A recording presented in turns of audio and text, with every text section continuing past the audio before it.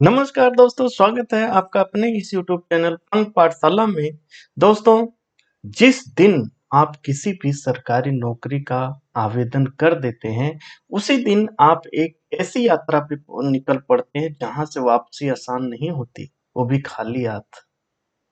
अगर आप चाहें कि आपने सरकारी नौकरी पाने की तैयारी शुरू कर दी और आप वापस हो जाएं बिना सरकारी नौकरी लिए, तो ये समाज आपको जीने नहीं देगा। आप अपने आप की नजरों में गिर जाते हैं।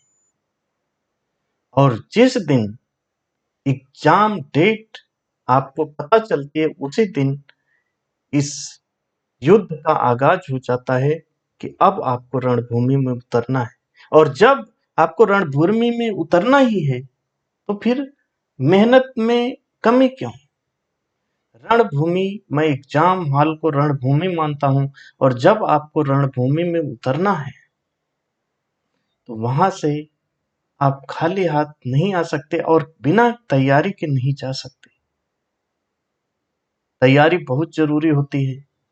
और इसलिए अभी बहुत सारे एग्जाम लगे हुए हैं, और आप किसी भी एग्जाम में भाग लेने जा रहे हैं, तो आपको अब कम से कम तीन चीजों से नाता तोड़ना होगा। सोशल मीडिया, यानी कि फालतू का फेसबुक, व्हाट्सएप, इन सब से नाता तोड़ना होगा। दूसरी चीज, आपके रिश्तेदार जो आपके समय को बर्बाद करते हैं। और तीसरी चीज, अपने दोस्तों से। क्योंकि जब एग्जाम डेट अनाउंस हो गई, तब आप पीछे नहीं हट सकते और कोई भी अवरोध नहीं सह सकते। और इस समय कई सारी एग्जाम लगी हैं, इसलिए हम लेकर आए हैं आधुनिक भारत का इतिहास का एक मैराथन क्लास, जिसमें हम करने वाले सबसे महत्वपूर्ण, जो आधुनिक भारत के इतिहास में बार बार क्वेश्चन बनते हैं, और जो सबसे महत्वपूर्ण प्रश्न है, 2000 महत्वपूर्ण प्रश्नों को इसी वीडियो में देखने वाले हैं। तो आप पूरी शिद्दत से इस वीडियो को देखिए और पूरा देखिएगा, बीच में छोड़ने भागने जैसा काम नहीं करना है। पूरी वीडियो देखिए, आपको पता चलेगा कि कहीं से भी अगर आधुनिक इतिहास से क्वेश्चन बनेगा, तो इस वीडियो से बनेगा। और यह अभी इस फॉन्ट में, जिस फॉन्ट में है, अगर इस फॉन्ट में इस ई बुक को देखोगे, तो ये 277 पेज की है। हम फटाफट इसको, वन लाइनर प्रश्न है और सबसे महत्वपूर्ण है। वन लाइनर इसीलिए है कि हम 2 घंटे 3 घंटे में पूरी इस बुक को खत्म कर दें, जो सबसे महत्वपूर्ण 2000 प्रश्नों की है। दोस्तों, अभी कई सारे एग्जाम लगे हुए हैं। यूपीएसआई 14-15 मार्च को सबसे पहले यही हो रहा है। उसके बाद होम गार्ड का, बहुत लोगों को कोई नौकरी नहीं मिल रही है, तब भी वो चाह रहे होम गार्ड बन जाए, तब भी सम्मानजनक एक नौकरी हो जाएगी। यूपी पुलिस का एग्जाम है, लेखपाल का है, रेलवे के कई सारे एग्जाम लगे हुए हैं। और सभी एग्जाम, इतिहास का कोई भी प्रश्न बनता है, तो भले वो प्राचीन इतिहास का, मध्यकालीन इतिहास का ना बने, लेकिन आधुनिक इतिहास से क्वेश्चन बनते हैं। और सभी एग्जामों में 4 से 5 प्रश्न बनते हैं आधुनिक इतिहास के। तो यह वीडियो आपके लिए बहुत मददगार होने वाली है। अगर आपको आधुनिक इतिहास बहुत अच्छा आता है, तो ये मैराथन वीडियो मैं कहूंगा 1.5x या 2x इतने गुना स्पीड बढ़ा के तब देखिएगा, तो फटाफट आपका सारे फैक्ट रिवीजन हो जाएंगे। बाकी अगर आपको नहीं पता है, आधुनिक इतिहास में बहुत चीजें नहीं पता हैं, तो आप स्पीड नॉर्मल रखिए या 1.5x भी कर लेंगे। मैं थोड़ा स्लो बोलता हूँ, तो आप पूरा रिवीजन कर पाएंगे और तेजी से कर पाएंगे। दोस्तों, अभी कई सारी मैराथन क्लास लगी हुई हैं। हमारा सुप्रीम कोर्ट के जो लैंडमार्क जजमेंट है, न्यायिक निर्णय है, जहां से हमारी पॉलिटी प्रभावित होती है, हमारा संविधान प्रभावित होता है, तो जो सुप्रीम कोर्ट के निर्णय है, उस पे एक वीडियो आ गई है, जाकर जरूर देखिएगा, लिंक डिस्क्रिप्शन में है। हिंदी पे एक मैराथन वीडियो 2000 प्रश्नों की आ गई है, उसमें सभी टाइप के प्रश्न कवर किए गए हैं। इसके बाद हिंदी की दूसरी मैराथन आने वाली, पॉलिटी की बहुत बेहतरीन मैराथन आने वाली, इकोनॉमी, जियोग्राफी, प्राचीन इतिहास, मध्यकालीन इतिहास, तो ये सब मैराथन आने वाली हैं। तो हमसे जुड़े रहिए, कोई भी वीडियो मिस ना हो। और दोस्तों, हमारी टीम जो है, वो सिलेक्टेड लोगों की है। यहाँ कोई भी मुंह उठा के पढ़ाने नहीं लगता है। तो मैं खुद ही 10नों एग्जाम क्लियर किया हूँ। अभी मैं रेलवे में स्टेशन मास्टर एक महत्वपूर्ण पद पे कार्यरत हूँ। तो आप हम पे भरोसा करिए। हम जो अनुभव है हमारे पास सिलेक्शन का, वो हम देने का प्रयास कर रहे हैं। चलिए आज की कक्षा शुरू करते हैं और फटाफट यहाँ पर हम देखेंगे, कोई भी दुविधा हो कमेंट बॉक्स में बताना। बाकी इसका अगर आपको पीडीएफ चाहिए, इस ई बुक का अगर आपको पीडीएफ चाहिए तो आप हमारे टेलीग्राम चैनल से जुड़ जाइए, वहां पर मैं दे दूंगा, फ्री दे दूंगा, कोई पैसा नहीं। और आप टेलीग्राम का लिंक डिस्क्रिप्शन बॉक्स से ले सकते हैं। चलिए शुरू करते हैं, बात बहुत ज्यादा हो गई, लेकिन अब फटाफट क्वेश्चन देखेंगे, ठीक। तो सबसे पहला क्वेश्चन है, आधुनिक भारत के इतिहास का तकनीकी रूप से आरंभ कब से माना जाता है? तो यह माना जाता है 1707 ईस्वी से, क्योंकि इस समय औरंगजेब की मृत्यु हो गई थी।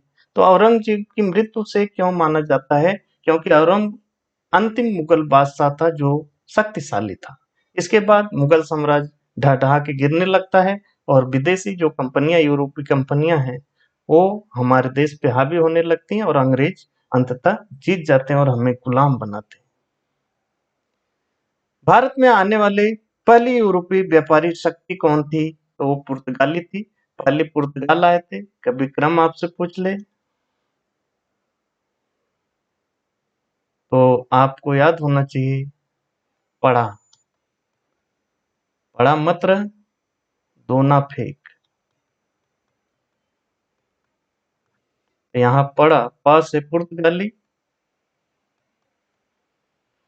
ड़ से डच और अ की मात्रा से अंग्रेज, दो ना तो ड और न तो डेनिश इसको मानना, और फेक में फ से फ्रांसीसी।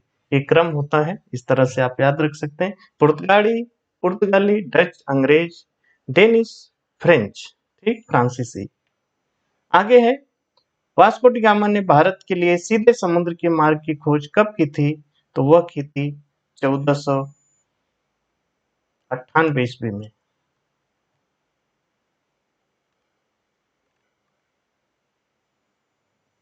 चलिए, वास्को डी गामा हो गया। केप ऑफ गुड होप दक्षिण अफ्रीका तक पहुंचने वाला पहला पुर्तगाली नाविक कौन था? वार्थोल्यूम्यू डियाज था, जो 1487 ईस्वी में आया था। यानी वो गुड ऑफ जो केप ऑफ गुड होप है, दक्षिण अफ्रीका का सबसे निचला जो छोर है दक्षिण में, वहां तक आया, लेकिन उसके आगे नहीं आ पाया था। लेकिन वास्को डी गामा बाद में आता है आगे। 1492 ईस्वी में भारत की खोज ने निकला कोलंबस किस देश पहुंच गया था? तो वो भारत खोजने गया था और अमेरिका पहुंच गया। वास्को डी गामा भारत की किस बंदरगाह पर उतरा?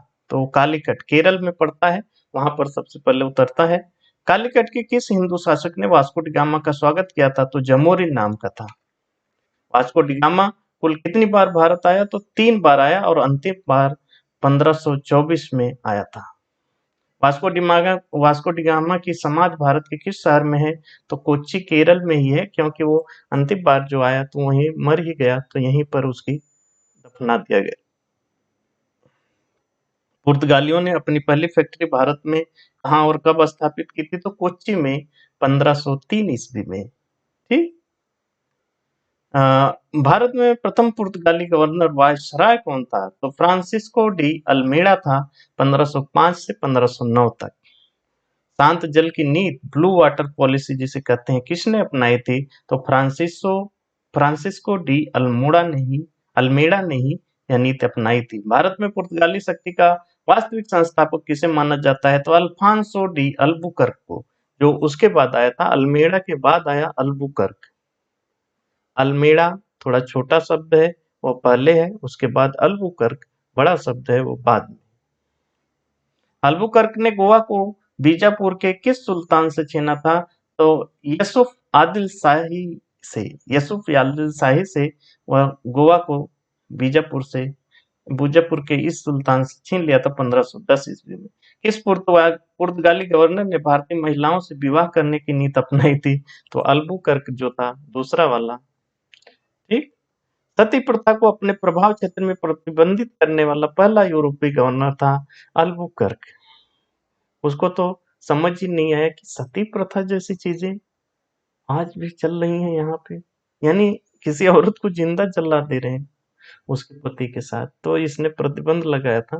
पुर्तगालियों ने कोच्चि की जगह गोवा को अपनी राजधानी कब बनाया? कोच्चि से गोवा चले गए 1530 ईस्वी में। उस समय था नीनो डी कुन्हा।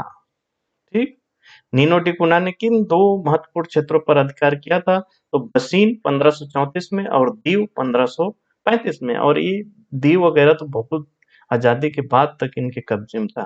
पुर्तगाली व्यापारी अड्डों को किस नाम से जाना जाता था? तो उसे फरिया कहते थे, फिरिया। समुद्र में लूटपाट के लिए पुर्तगालियों द्वारा अपनाई गई व्यवस्था क्या थी? तो कार्टस अल्मेड़ा काफिला प्रणाली। तो उसमें वो किसी भी जो व्यापारिक जहाज जाती थी उसको सुरक्षा देते थे और उसके बदले वो पैसा वसूल करते थे। पुर्तगालियों के पतन का एक मुख्य कारण क्या था? तो ब्राजील की खोज और धार्मिक कट्टरता। तो जो ब्राजील की जब इनकी खोज हुई, ब्राजील को इन्होंने खोज लिया, तो उधर ज्यादा ध्यान गया। और धार्मिक कट्टरता, यह धार्मिक रूप से बहुत कट्टर थे, तो इस वजह से भी भारतीय इनको अपने हितों के खिलाफ मानते थे। मध्यकालीन भारत में मांसालों के व्यापार पर पहले किस देश का एकाधिकार था? तो वो इटली का था। सुएज नहर का निर्माण और उपयोग कब शुरू हुआ? देखो, सुएज नहर बहुत बड़ी क्रांति है व्यापार शुरू करने की, क्योंकि ये खुलने से जो घूम के आना था ना दक्षिण Africa, Cape of Good Hope, तो वो खत्म हो जाता है और हम बीच से ही यहाँ यमन वगैरह के बीच से और अफ्रीका में जो मिस्र उस्र हैं इनके साथ लगे इधर से निकल जाते थे भूमध्य सागर होते हुए। तो बहुत कम सफर हो गया था, तो इसलिए यहाँ से क्वेश्चन ये पूछ लेता है। तो ये 1869 ईस्वी में, 69 ईस्वी में ये शुरू हुआ था। यूरोपीय बाजारों में भारत की किस वस्तु की सर्वाधिक मांग थी? तो काली मिर्च और मसाले। काली मिर्च को उस काल में क्या कहा जाता था? तो यवनिका कहते थे। डच ईस्ट इंडिया कंपनी जो हॉलैंड की थी, यह स्थापना कब हुई थी? तो 1602 ईस्वी में। डचों ने भारत में अपनी पहली फैक्ट्री कहाँ स्थापित की? तो मसूलीपट्टनम में 1605 ईस्वी में। भारतीय वस्त्रों के निर्यात को लोकप्रिय बनाने का श्रेय किसे दिया जाता है?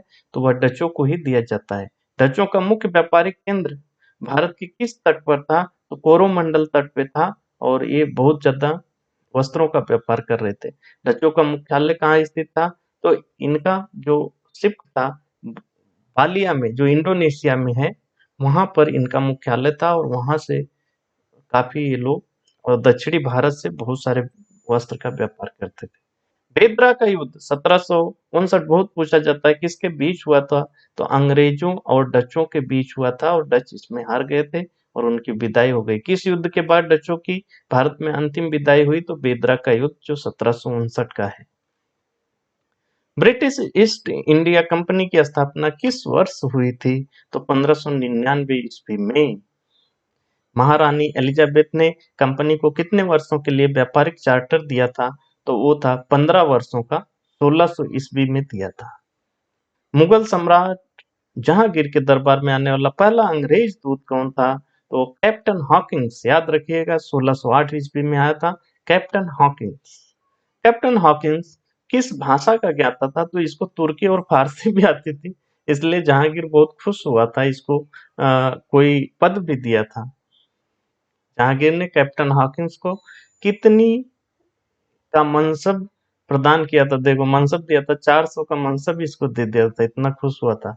किस अंग्रेज राजदूत ने जहांगीर से व्यापारिक रियायतें प्राप्त की थी? तो सर थॉमस रो, जो 1615 ईस्वी में आया, तो यह व्यापारिक रियायतें यह प्राप्त किया। कैप्टन हॉकिंस तो नहीं वो अपने मकसद में कामयाब हुआ, लेकिन इसने सर थॉमस रो ने व्यापारिक रियायतें प्राप्त कर ली। 1717 ईस्वी में किस मुगल सम्राट ने अंग्रेजों को मैग्ना कार्टा अधिकार का पत्र दिया था? तो फर्रुखसियर था। यहाँ से हमारी कमजोरी झलकने लगती है और अंग्रेजों की बढ़त हो जाती है। फर्रुखसियर का इलाज करने वाला ब्रिटिश सर्जन कौन था? तो विलियम हैमिल्टन। बहुत पूछता है। मुगल काल में दस्तक क्या था? कर मुक्त व्यापार करने का सरकारी पास था कि आपको कर नहीं देना पड़ेगा अगर आपके पास दस्तक है। डेनमार्क की डेनिश ईस्ट इंडिया कंपनी कब स्थापित हुई थी? तो ये 1616 ईस्वी में। डेनिशों ने अपने व्यापारिक केंद्र किसके किसे बेच दिया था? तो अंग्रेजों को। फ्रांसीसियों ने भारत में अपनी पहली फैक्ट्री कहाँ लगाई थी? तो वह सूरत में 1668 ईस्वी में। ये सबसे लास्ट में आए और डेनिश का बहुत कम प्रभाव रहा, वो अपना बेच बाच के अंग्रेजों से किनारा कर लिए थे, इसलिए आप डेनिश के बारे में कम पढ़ते हैं। भारत में फ्रांसीसी बस्तियों का वास्तविक संस्थापक किसे माना जाता है? तो फ्रांसिस मार्टिन को वास्तविक संस्थापक मानते हैं। फ्रांसीसियों का मुख्य मुख्यालय भारत में कहाँ था? तो पांडिचेरी, जो अभी पुदुचेरी है, वहां पर। अंग्रेजों और फ्रांसीसियों के बीच हुए युद्धों को किस नाम से जाना जाता है? तो कर्नाटक युद्ध के नाम से जानते हैं, जो आप आगे देखेंगे। मांडीवास का युद्ध कब और किसके बीच हुआ? तो 1760 ईस्वी में अंग्रेजों और फ्रांसीसियों के बीच हुआ था। यह भी निर्णायक युद्ध था, आप याद रखिएगा। मांडीवास। किस फ्रांसीसी गवर्नर ने भारत में सहायक संघ की नींव डाली थी? तो डुप्ले जो था, उसने सहायक संघ की नींव डाली, लेकिन इसको आगे अंग्रेजों ने अच्छे से इसको इम्प्लीमेंट किया था। मुगल साम्राज्य का वह शासक जिसके समय साम्राज्य का विस्तार चरम पर पहुंचा, तो औरंगजेब था। मुगल और पतन भी इसके मरने के बाद शुरू हो गया। मुगल साम्राज्य के पतन का मुख्य कारण मनसबदारी की विफलता किसने माना है? तो जो डॉक्टर सतीश चंद्रा के आप पढ़ते हैं आधुनिक भारत का इतिहास, तो उसमें उन्होंने मनसबदारी जो प्रथा थी उसकी वो विफल हो गई, जो मनसबदारी की विफलता को उनका पतन मारा है। मुगल दरबार में किंग मेकर के नाम से किन्हें जाना जाता था? तो सैयद बंधु थे।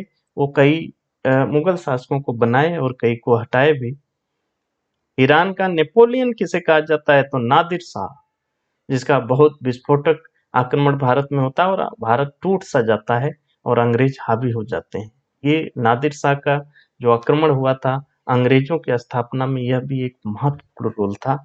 लोग इसे कम समझते हैं, लेकिन यूपीएससी वगैरह में इस तथ्य को लिखने पे अच्छे नंबर मिलते हैं। नादिर शाह ने दिल्ली पर आक्रमण कब किया था? तो 1739 ईस्वी में, और भारत को बहुत बुरी तरह से तोड़ दिया ये, क्योंकि मुगल टूट गए। स्वतंत्र हैदराबाद राज्य की स्थापना किसने की थी? तो निजाम उल मुल्क ने, जिसको चिनकिलिज खान भी कहते हैं, इसने किया था स्वतंत्र हैदराबाद की स्थापना। स्वतंत्र बंगाल राज्य का संस्थापक कौन था? तो मुर्शिद कुली खां का आपने सुने होंगे नाम, वो था। स्वतंत्र अवध राज्य की स्थापना किसने की थी? तो शहादत खां जो था, बुरहान उल मिल्क भी कहते हैं इसको, उसने किया था अवध का। प्लासी की लड़ाई कब लड़ी गई थी? तो 23 जून 1757, और प्लासी से पासा पलट जाता है और हम लोग कमजोर होते हैं। ठीक। प्लासी का युद्ध किसके बीच हुआ था? तो सिराजुद्दौला और रॉबर्ट क्लाइव के बीच हुआ था। सिराजुद्दौला का वह सेनापति जिसने प्लासी के युद्ध में गद्दारी की थी, तो मीर जाफर था। यह भी भले उस समय गद्दी बाद में पाता है, लेकिन कठपुतली ही रह जाता है। भारत बहुत गद्दारियों का खामियाजा भुगता है, बहुत लोगों के। बक्सर का युद्ध कब हुआ था? तो 22 अक्टूबर 1764 में। बक्सर के युद्ध के समय अंग्रेजों का नेतृत्व किसने किया था? तो हेक्टर मुनरो था। इलाहाबाद की संधि 1765 में, जो 1764 में बक्सर का युद्ध हुआ, उसके एक साल बाद 65 में होती है, के तहत किन क्षेत्रों की दीवानी अंग्रेजों को मिली? तो बताइए। बंगाल, बिहार और उड़ीसा। बहुत छोटी सी संख्या में सेना लेकर अंग्रेजों ने, हेक्टर मुनरो ने भारत के लोगों को, भारत के शासकों को हरा देता है। वो भी बंगाल जो बहुत महत्वपूर्ण था वहां का, बाकी अपने मुगल था वो भी सब मिलकर हार जाते हैं। तो इनको बंगाल, बिहार और उड़ीसा की दीवानी देनी पड़ती इलाहाबाद की संधि में। बंगाल में द्वैध शासन 1765 से 1772 तक चला था। किसने लागू किया था? तो रॉबर्ट क्लाइव जो था वही लागू किया था। बंगाल में द्वैध शासन की को किसने समाप्त किया था? तो वारेन हेस्टिंग जब पहली बार आया अपना 1772 में, तो इसको समाप्त किया। मैसूर में वाडियार वंश की जगह हैदर अली ने सत्ता कब संभाली? तो 1761 ईस्वी में। तो वहां पर एक तगड़ा विरोध उत्पन्न होने वाला है। हैदर अली मजबूती से अंग्रेजों से लड़ता है, आगे देखेंगे। प्रथम आंग्ल मैसूर युद्ध की संधि किस संधि के साथ समाप्त हुई? तो आंग्ल मैसूर जो युद्ध होंगे वो इसी ने लड़ा था और इसके बेटे ने। टीपू सुल्तान, प्रथम जो आंग्ल मैसूर युद्ध की संधि किस संधि से समाप्त हुई थी? तो मद्रास की संधि जो थी 1769 वाली 69, उससे। हैदर अली की मृत्यु किस युद्ध के दौरान हुई थी? तो द्वितीय आंग्ल मैसूर युद्ध जो हुआ था 1782 में, इसमें इसकी मृत्यु हुई थी। पहले में तो यही पछाड़ दिया था। मंगलौर की संधि 1784 किसके बीच हुई थी? तो अब उसका पुत्र था टीपू सुल्तान और अंग्रेजों के बीच। तृतीय आंग्ल मैसूर युद्ध की संधि किस संधि से समाप्त हुई? तो श्रीरंगपट्टनम की संधि थी 1792 में। और टीपू सुल्तान की मृत्यु किस वर्ष हुई थी? तो 1799 में ईस्वी में, और चतुर्थ आंग्ल मैसूर युद्ध के समय। यही कहा था, शेर की तरह एक दिन जीना अच्छा है, बकरे की तरह ज्यादा दिन नहीं। स्वराज शब्द का सर्वप्रथम प्रयोग किसने किया था? तो दयानंद सरस्वती जी ने स्वराज शब्द का सर्वप्रथम प्रयोग किया था। लॉर्ड वेलेस्ली की सहायक संधि को स्वीकार करने वाला पहला राज्य कौन था? तो हैदराबाद। जो वेलेस्ली की सहायक संधि थी तो उसको सबसे पहले हैदराबाद ने 1798 में स्वीकार किया था। पेशवाओं ने सहायक संधि कब स्वीकार की थी? तो 1801 ईस्वी में।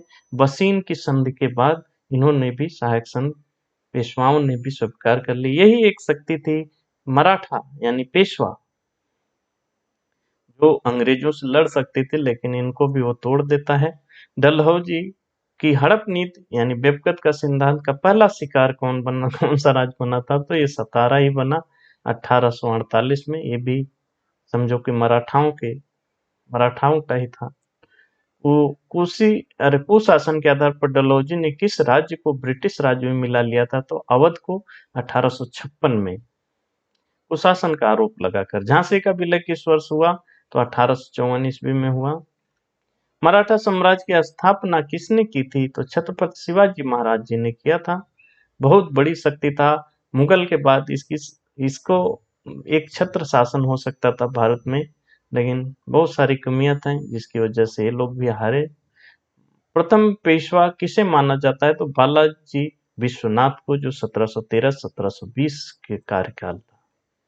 किस पेशवा को लड़ाकू पेशवा कहा जाता है? तो बाजीराव प्रथम। इस पे बाजीराव मस्तानी मूवी देखे होंगे, वही बाजीराव प्रथम है। 1720 से 1740 सबकी हालत खराब करके रख दिया था, इतना लड़ाकू था और इतना शक्तिशाली था। पानीपत का तीसरा युद्ध कब हुआ था? तो 14 जनवरी 1761 ईस्वी में। 14 जनवरी 1761 में पानीपत का तीसरा युद्ध हुआ था और इसमें ही मराठा की दुर्दशा हो गई थी। पानीपत का तीसरा युद्ध किसके बीच हुआ था? तो मराठा और अहमद शाह अब्दाली के बीच हुआ था। सिख धर्म के प्रवर्तक कौन थे? गुरु नानक देव। सिखों के 10वें और अंतिम गुरु कौन थे? गुरु गोबिंद सिंह। पंजाब में सिख राज की स्थापना किसने की थी? तो महाराजा रणजीत सिंह ने। अमृतसर की संधि 1809 किसके बीच हुई? रणजीत सिंह और अंग्रेजों के बीच। और यहाँ से भी जो अपना सिखों का जो साम्राज्य था, जो पंजाब संभाल रहे थे, महाराजा रणजीत सिंह मजबूती से खड़े थे, लेकिन इस संधि के बाद यहाँ भी कमजोरी आ गई। जाटों का अफलातून या प्लेटो किसे कहा जाता है? तो सूरजमल को। राजा मार्तंड वर्मा कहाँ के प्रतापी शासक थे? तो केरल के त्रावणकोर की।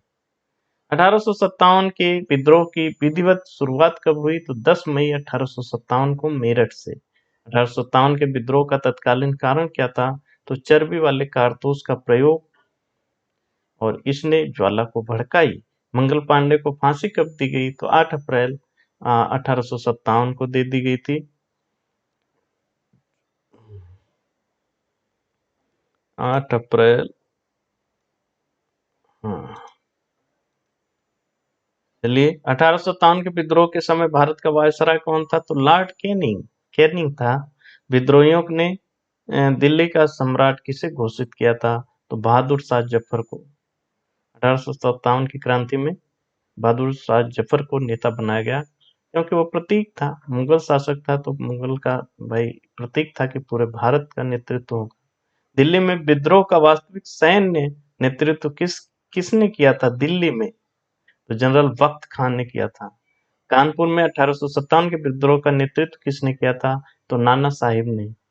लखनऊ यानी अवध में विद्रोह की कमान किसने संभाली थी? तो बेगम हजरत महल ने। बिहार के जगदीशपुर से विद्रोह का नेतृत्व किसने किया था? तो बिहार से जगदीशपुर से कुंवर सिंह।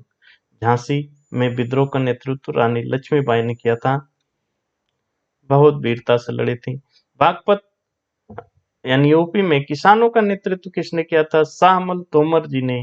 1857 के विद्रोह में किस वर्ग ने अंग्रेजों का सक्रिय साथ दिया और विद्रोह को दबाने में मदद किया? तो बड़े जमींदार जो थे, जो आज बड़ी बड़ी बातें करते हैं, ठीक है ना, ये लोग थे। महाजन जो उस समय थे, जमींदार महाजन।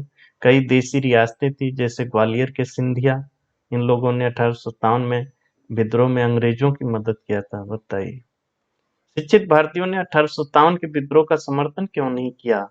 तो उनका मानना था कि ब्रिटिश शासन भारत को आधुनिक बनाने में सहायक होगा इसलिए उन्होंने भारतीयों की मदद नहीं किया। जो शिक्षित तबका था, पढ़े लिखे लोग थे।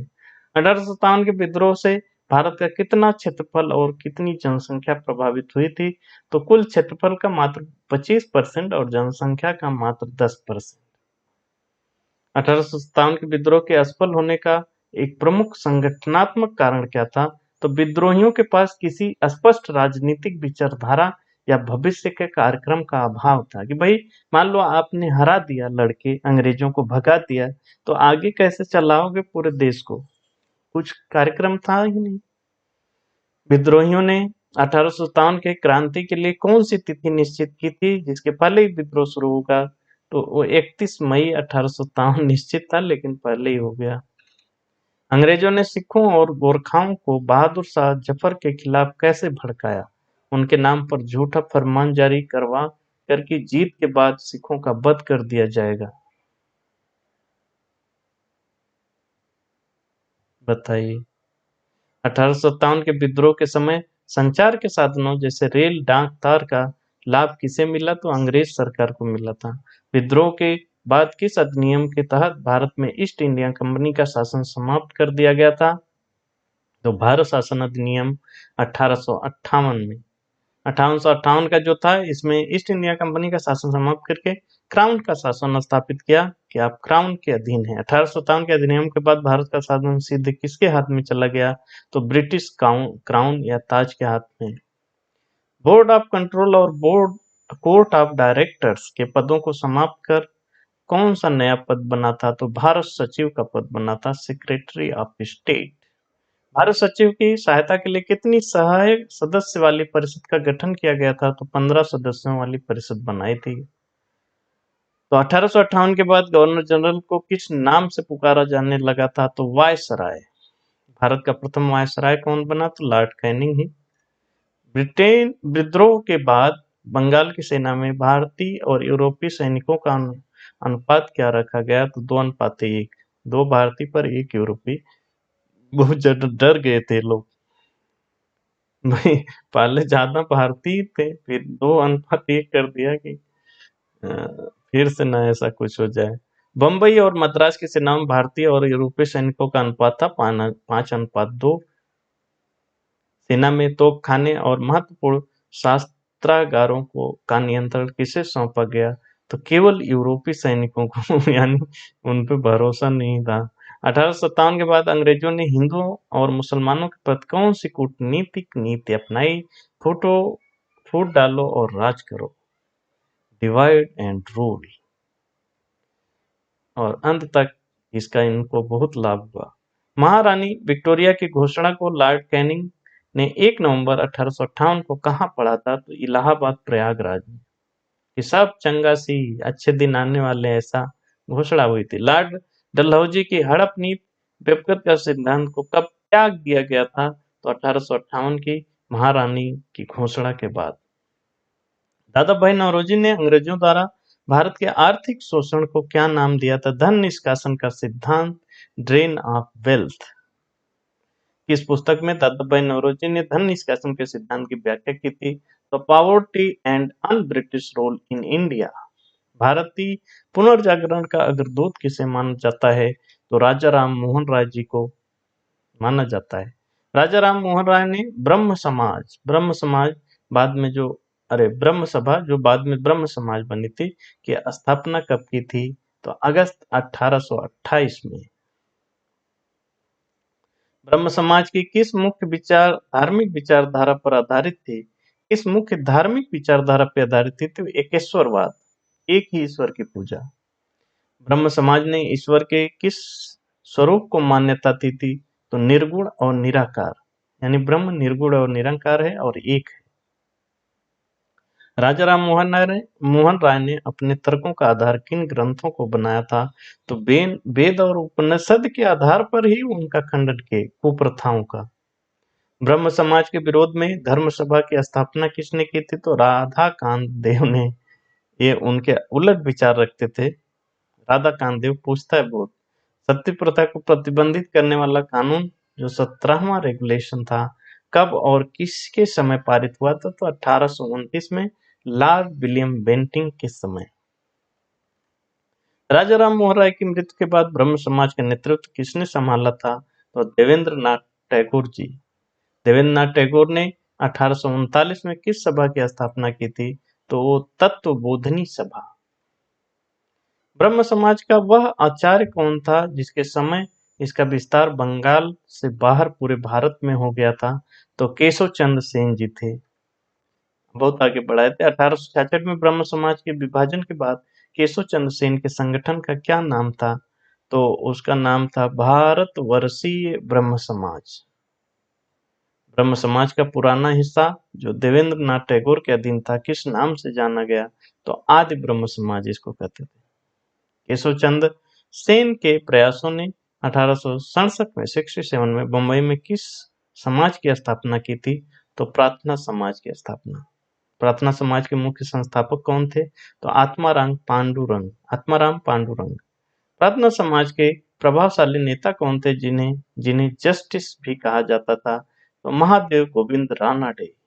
जस्टिस महादेव गोविंद रानडे, एमजी रानडे। सत्यशोधक समाज की स्थापना 1873 में किसने की थी? तो ज्योतिबा राव फुले जी ने किया था। कि इन्हें जाटों का अफलातून कहा जाता है, तो सूरजमल को। भारत में कन्या शिशुवध को किस अधिनियम द्वारा हत्या के बराबर घोषित कर दिया गया था? तो 1804 के तीसरे अधिनियम द्वारा। विधवा पुनर्विवाह अधिनियम जो कब पारित हुआ था? तो 1856 में लॉर्ड कैनिंग के समय में, यानी जो विद्रोह हुआ था 57 का, उसके एक साल पहले ही। विधवा पुनर्विवाह के लिए सबसे संघर्षपूर्ण कार्य किसने किया था? तो ईश्वरचंद विद्यासागर जी ने। ईश्वरचंद विद्यासागर बंगाल में कुल कितने बालिका विद्यालयों से जुड़े हुए थे? तो लगभग 35। बाप रे। डीके कर्वे, ढोंडो केशव कर्वे, डीके कर्वे जिनको कहते हैं, ने 1906 में कहाँ भारतीय महिला विश्वविद्यालय की स्थापना की? तो बंबई में। आर्य महिला समाज की स्थापना किसने की थी? तो पंडिता रमाबाई सरस्वती ने। 1891 में एज ऑफ कंसेंट एक्ट में लड़की के विवाह की आयु कितनी निश्चित की गई थी? तो 12 वर्ष। और इसका भी ऐतराज लोग कर रहे थे। बताइए इस प्रसिद्ध महिला डॉक्टर ने केस की वजह से एज ऑफ कंसेंट एक्ट चर्चा में आया? किनकी केस की वजह से ये चर्चा में आया? तो रुक्मा बाई राउत। शारदा एक्ट 1930 का के तहत लड़के और लड़की की विवाह की न्यूनतम आयु क्या थी? तो लड़का की 18 हुई और लड़की की 14। ये शारदा एक्ट 1930 की बात है। भारत स्त्री महामंडल जो 1910 में बनी थी, की स्थापना किसने की थी? तो सरला देवी चौधरानी ने। अखिल भारतीय महिला कॉन्फ्रेंस AIWC का गठन कब हुआ था? तो 1927 में। भारतीय राष्ट्रीय कांग्रेस की स्थापना कब और कहाँ हुई? तो दिसंबर 1885 में बंबई में हुई थी, गोकुल दास तेजपाल संस्कृत महाविद्यालय में। कांग्रेस के संस्थापक फाउंडर कौन थे? तो ये वो ह्यूम थे जो एक सेवानिवृत्त अंग्रेज अधिकारी थे। भारतीय राष्ट्रीय कांग्रेस के प्रथम अध्यक्ष कौन थे? तो व्योमेश चंद्र बनर्जी। डब्ल्यू.सी. बनर्जी बहुत पूछता है।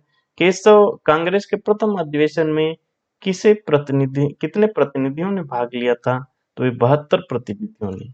किस वायसराय के समय कांग्रेस की स्थापना हुई थी? तो उस समय वायसराय था लॉर्ड डफरिन।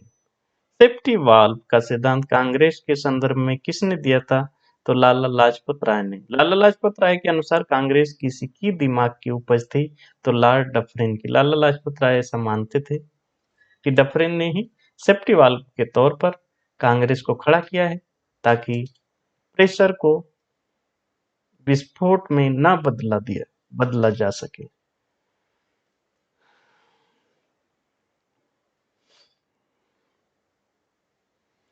गोपाल कृष्ण गोखले ने कांग्रेस की स्थापना के संबंध में कौन सा सिद्धांत दिया था? तड़ित चालक का सिद्धांत,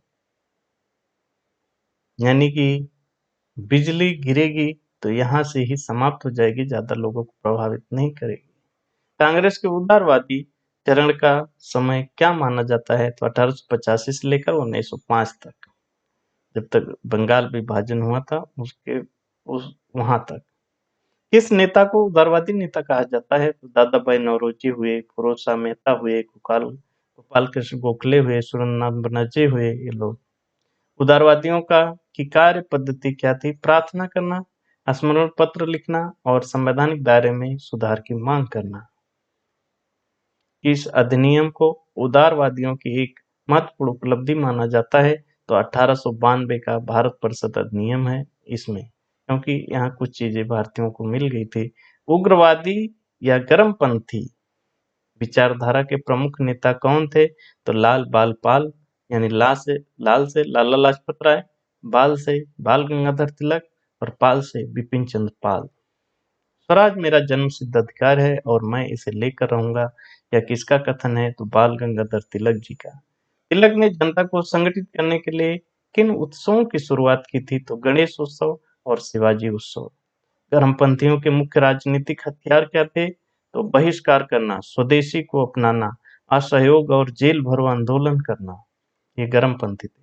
बंगाल का विभाजन कब प्रभावी हुआ था? 16 अक्टूबर 1905 को। बंगाल विभाजन के समय भारत का वायसराय कौन था? कौन नहीं जानता इसे? Lord Curzon. अंग्रेजों ने बंगाल विभाजन का अधिकारी आधिकारिक कारण क्या बताया था? कि प्रशासनिक असुविधा, बंगाल बहुत बड़ा है, प्रशासन नहीं हो पाता है सही से, इसलिए हम बांट रहे हैं। बात तो कुछ और थी। बंगाल विभाजन का वास्तविक उद्देश्य क्या था? उभरते हुए राष्ट्रवाद को कमजोर करना और हिंदू मुस्लिमों को बांटना। विभाजन के बाद पूर्वी बंगाल की राजधानी क्या बनाई गई? तो ढाका। बंगाल के बाद पूर्वी बंगाल की राजधानी बनाई गई ढाका को। बंगाल विभाजन के विरोध में कौन सा आंदोलन शुरू हुआ था? तो स्वदेशी और बहिष्कार आंदोलन। स्वदेशी आंदोलन की विधिवत शुरुआत 7 अगस्त 1905 को कहाँ से हुई थी? तो कलकत्ता के टाउन हॉल से। 16 अक्टूबर 1905 के दिन बंगाल में किस रूप में मनाया गया? बंगाल में किस रूप में मनाया गया? तो शोक दिवस और राखी दिवस के रूप में। राखी एकता के प्रतीक के रूप में हिंदू मुस्लिम सब लोग एक दूसरे को राखी बांधे। स्वदेशी आंदोलन के दौरान अमार सोनार बांग्ला गीत किसने लिखा था? तो रविंद्रनाथ टैगोर जी ने। कांग्रेस के किस अधिवेशन में गरम दल और नरम दल के बीच मतभेद खुलकर सामने आ गया? तो 1906 के कलकत्ता अधिवेशन में। कांग्रेस का ऐतिहासिक विभाजन नरम दल और गरम दल में किस अधिवेशन में हुआ? तो 1907 का सूरत अधिवेशन। सूरत अधिवेशन की अध्यक्षता किसने की थी? तो रास बिहारी घोष जी ने। क्रांतिकारियों आंदोलन का प्रथम चरण मुख्य रूप से कब तक रहा? तो 1907 से 1915 तक। महाराष्ट्र में मित्र मेला, बाद में अभिनव भारत इसका नाम पड़ा, नामक संगठन किसने बनाया था? तो बी.डी. सावरकर जी ने। बंगाल में 1902 में स्थापित प्रमुख क्रांतिकारी संगठन कौन था? तो अनुशीलन समिति। 1902। चापेकर बंधुओं ने किस अंग्रेज अधिकारी की हत्या की थी? तो प्लेग के कमिश्नर थे रैंड। क्रांतिकारियों की बाइबल किस पुस्तक को कहा जाता है? क्रांतिकारियों की बाइबल किसको कहा जाता है? तो बंदी जीवन को, जो सत्येंद्र नाथ संथाल द्वारा लिखी गई थी, जीवन, इसको क्रांतिकारियों का बाइबल कहा जाता है। लंदन में इंडिया हाउस और इंडियन होम रूल सोसाइटी की स्थापना किसने की थी? तो श्याम जी कृष्ण वर्मा ने 1905 में। इसे भारतीय क्रांति की जननी कहा जाता था, तो मैडम भीकाजी कामा को। मैडम कामा ने 1907 में जर्मनी के स्टुटगार्ट में क्या किया था? तो प्रथम भारतीय राष्ट्रीय ध्वज फहराया था। प्रथम भारतीय राष्ट्रीय ध्वज फहराया गया था जर्मनी के स्टुटगार्ट में 1907 में। गदर पार्टी की स्थापना कब और कहाँ हुई थी? तो 1313 में सैन फ्रांसिस्को, अमेरिका में। गदर पार्टी के संस्थापक और महासचिव कौन थे? तो सोहन सिंह भाखना अध्यक्ष थे और लाला हरदयाल महासचिव थे। कामा कामागाटा कामागाटा मारू जो प्रकरण हुआ था 1914, क्या था? तो एक जापानी समुद्री जहाज था। एनी बेसेंट ने भारत में होम रूल लीग की स्थापना कब की थी? तो सितंबर 1916, मद्रास। गांधी जी अब आ गए थे 15 में ही। बंगाल अ, बंगा बाल गंगाधर तिलक ने अपनी होम रूल लीग की स्थापना कहाँ और कब की? तो अप्रैल 1916 में बेलगांव, पुणे में। तिलक की होम रूल लीग का कार्य क्षेत्र मुख्य रूप से क्या था? तो महाराष्ट्र, यानी बंबई को छोड़कर। पूरा महाराष्ट्र था लेकिन बंबई नहीं। तो कर्नाटक, मध्य प्रांत और बरार, ये सब था। कांग्रेस के किस अधिवेशन में नरम दल और गरम दल फिर से एक हो गए थे? तो 1916 का लखनऊ अधिवेशन था। लखनऊ अधिवेशन जो 1916 का था, अध्यक्ष कौन थे? अंबिका चरण मजूमदार। बहुत पूछता है। लखनऊ पैक्ट 1916 किसके बीच हुआ था? कांग्रेस और मुस्लिम लीग के बीच। न केवल यहाँ कांग्रेस के दोनों दल मिल रहे थे, मुस्लिम लीग की भी मिल रही थी। महात्मा गांधी दक्षिण भारत से कब लौटे थे? तो 15 में 9 जनवरी, इसी दिन प्रवासी दिवस मनाया जाता है। अब राजनीति दूसरी हो गई। गांधी जी ने भारत में अपना पहला सफल सत्याग्रह कहाँ किया? तो चंपारण, बिहार में 1917 में। और यहाँ से सब लोगों का ध्यान गांधी जी की तरफ जाता है और अंग्रेजों का भी। चंपारण सत्याग्रह किस खेती से संबंधित था? तो नील की खेती से था और इसमें 3 कठिया पद्धति चल रही थी उसके खिलाफ। 3 कठिया पद्धति क्या थी? अपनी जमीन के 3/20 भाग पर अनिवार्य रूप से नील उगाना है। अंग्रेजों का ये नियम था, पद्धति थी 3 कठिया।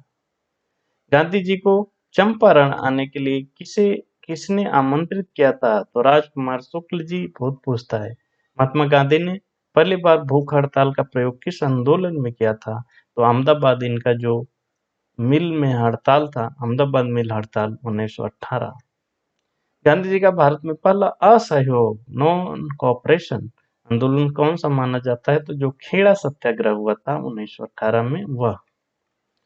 खेड़ा सत्याग्रह का मुख्य कारण क्या था? तो फसल बर्बाद होने के बावजूद सरकार द्वारा लगान वसूल पर अड़े रहना। सरकार ने कहा लगान तो हम लेंगे ही, चाहे आपका फसल हुआ हो चाहे नहीं, उसके खिलाफ यह आंदोलन था। खेड़ा सत्याग्रह में गांधी जी के मुख्य सहयोगी कौन थे? और यहीं से इन लोगों की शुरुआत होती है राष्ट्रीय राजनीति में उतरने की। वल्लभ भाई पटेल जी और इंदुलाल याग्निक। खेड़ा सत्याग्रह किस समझौते के साथ समाप्त हुआ? तो सरकार केवल उन्हीं किसानों से लगान लेगी जो सक्षम है और गरीबों का लगान माफ होगा। यह एक तरह से जीत ही है गांधी जी की। ब्रिटिश सरकार ने किस जज की अध्यक्षता में क्रांतिकारी गतिविधियों के दमन हेतु समिति बनाई थी? तो सिडनी रॉलेट की अध्यक्षता में 10 दिसंबर 1917। रॉलेट एक्ट को औपचारिक रूप से क्या कहा जाता है? तो भारतीय संवैधानिक सुधार आयोग कहते हैं, जांच आयोग कहते हैं। रॉलेट एक्ट को भारतीयों ने क्या संज्ञा दी? काला कानून। कोई वकील नहीं, कोई दलील नहीं और कोई अपील नहीं। किस कानून के संदर्भ में कहा जाता है? तो रॉलेट एक्ट। बताइए, आपको गिरफ्तार कर लिया जाएगा, आप कोई वकील नहीं कर सकते, कोई दलील नहीं होगी और कहीं भी अपील नहीं होगी। यह था रॉलेट एक्ट। काला कानून तो कहेंगे ही। रॉलेट एक्ट के विरोध में गांधी जी किस सभा का गठन किया था? तो सत्याग्रह सभा की गठन किया गया था। रॉलेट सत्याग्रह के दौरान देशव्यापी हड़ताल के लिए कौन सी तारीख तय की गई थी? तो 6 अप्रैल 1919। पंजाब के किस दो लोकप्रिय नेताओं को रॉलेट एक्ट के विरोध के कारण गिरफ्तार किया गया था? तो डॉक्टर सत्यपाल और सैफुद्दीन किचलू। जलियांवाला बाग हत्याकांड कब हुआ था? तो 13 अप्रैल 1919 को, बैसाखी के दिन। अमृतसर में मार्शल लॉ लागू होने पर प्रशासन किसे सौंपा गया था? तो जनरल डायर को। और इसने शायद दुनिया के ऐसे घिनौने कृत्य को अंजाम दिया था। जनरल डायर ने निहत्थी भीड़ पर कितने समय तक गोलियां चलवाई थी? लगातार 10 मिनट। चिथड़े उड़ गए लोगों के। वहां एक कुआं था, उसमें जान बचाने के लिए लोग गिर गए, दब गए एक दूसरे के ऊपर। जलियांवाला बाग हत्याकांड के विरोध में किसने नाइटहुड की उपाधि वापस की थी? तो रविन्द्रनाथ टैगोर जी ने, जिसको अंग्रेजों ने नाइटहुड की उपाधि दी थी, उन्होंने वापस कर दिया, ले जाओ अपना। सरकार ने इस हत्याकांड की जांच के लिए कौन सी समिति बनाई थी? तो हंटर समिति बनी थी 1 अक्टूबर 1919। हंटर समिति में शामिल 3 भारतीय सदस्य कौन थे? चीमन लाल, शीतलवाड़, सुल्तान अहमद और जगत नारायण। नाम याद रखिएगा, पूछता है। महात्मा गांधी ने हंटर समिति की रिपोर्ट को क्या कहा था? तो पन्ने दर पन्ने निर्लज्ज सरकारी लीपापोती। और वही हुआ था। लंदन में जाकर पंजाब के पूर्व lieutenant governor Michael O'Dwyer की हत्या किसने की थी? तो ऊधम सिंह जी ने वहां जाकर मारा था 1940 में। इस पे एक मूवी भी आई है, देख लीजिएगा। खिलाफत आंदोलन का मुख्य कारण क्या था? तो प्रथम विश्व युद्ध के बाद ब्रिटेन द्वारा तुर्की के खलीफा का अपमान और पद की समाप्ति करना। खिलाफत आंदोलन का नेतृत्व करने वाले अली बंधु कौन थे? तो शौकत अली और मोहम्मद अली। असहयोग आंदोलन चलाने का प्रस्ताव कांग्रेस के किस विशेष अधिवेशन में रखा गया था? तो यह सितंबर 1920 का कलकत्ता अधिवेशन था। असहयोग आंदोलन की विधिवत पुष्टि कांग्रेस की किस वार्षिक अधिवेशन में हुई? तो दिसंबर 1920 में, जो दिसंबर में हुआ लास्ट वाला, तो नागपुर अधिवेशन में इसमें ये वार्षिक अधिवेशन था और विधिवत पुष्टि हुई। नागपुर अधिवेशन 1920 के अध्यक्ष कौन थे? तो नागपुर में जो बुलाया गया था, तो सी विजय राघवाचार्य थे। कांग्रेस के दिन प्रतिदिन के कार्य संभालने के लिए कितने सदस्यों वाली कार्यकारी समिति थी, जिसको CWC कहा जाता था? 15 सदस्य थे उसमें। कांग्रेस की वार्षिक सदस्यता फीस 4 आना 25 पैसे कब की गई? तो 1920 के नागपुर अधिवेशन के बाद। इस आंदोलन के दौरान गांधी जी ने 1 वर्ष में स्वराज का नारा दिया था, तो वह था असहयोग आंदोलन। असहयोग आंदोलन के दौरान फंड जुटाने के लिए कौन सा फंड बनाया गया था? तिलक स्वराज फंड। तिलक स्वराज फंड में कितनी राशि का लक्ष्य रखा गया था? 1 करोड़ रुपया। किस प्रसिद्ध नेता का निधन असहयोग आंदोलन शुरू होने के पहले दिन ही हो गया था? तो बाल गंगाधर तिलक का। और इसीलिए इसका नाम, जो फंड बना था, तिलक स्वराज फंड रखा गया था। 1 करोड़ रुपया जुटाना था ताकि असहयोग आंदोलन जो चलेगा उसका खर्च निकले। प्रिंस ऑफ वेल्थ का भारत आगमन प्रिंस ऑफ वेल्स का भारत आगमन बंबई कब हुआ था? तो नवंबर 1921 में। चौरी चौरा कांड की घटना कब हुई थी? 5 फरवरी 1922 में। चौरी चौरा कांड के कारण गांधी जी ने असहयोग आंदोलन कब स्थगित किया था? तो 12 फरवरी 1922 को। असहयोग आंदोलन की समाप्ति के बाद कांग्रेस में परिवर्तन समर्थक गुट क्या कहलाया? तो प्रो चेंजर, जो परिवर्तन चाहता था। असहयोग आंदोलन के बाद जो नेता चुनाव लड़कर विधानसभा जाना चाहते थे, वो कौन थे? तो चित्तरंजन दास और मोतीलाल नेहरू। ये लोग सोचते थे कि अब चुनाव लड़िए। 1919 का एक्ट भी आ गया था ना, सुधार। तो ये लोग का मानना था कि भाई चुनाव लड़के आप विधानसभा पहुंचिए, वहां से आप कानून अपने पक्ष में बनवाइए। कांग्रेस के नो चेंजर परिवर्तन विरोधी गुट के प्रमुख नेता कौन थे? तो वल्लभ भाई पटेल, डॉक्टर राजेंद्र प्रसाद, सी राजा गोपाली, ये लोग थे। स्वराज पार्टी की स्थापना कब और कहाँ हुई थी?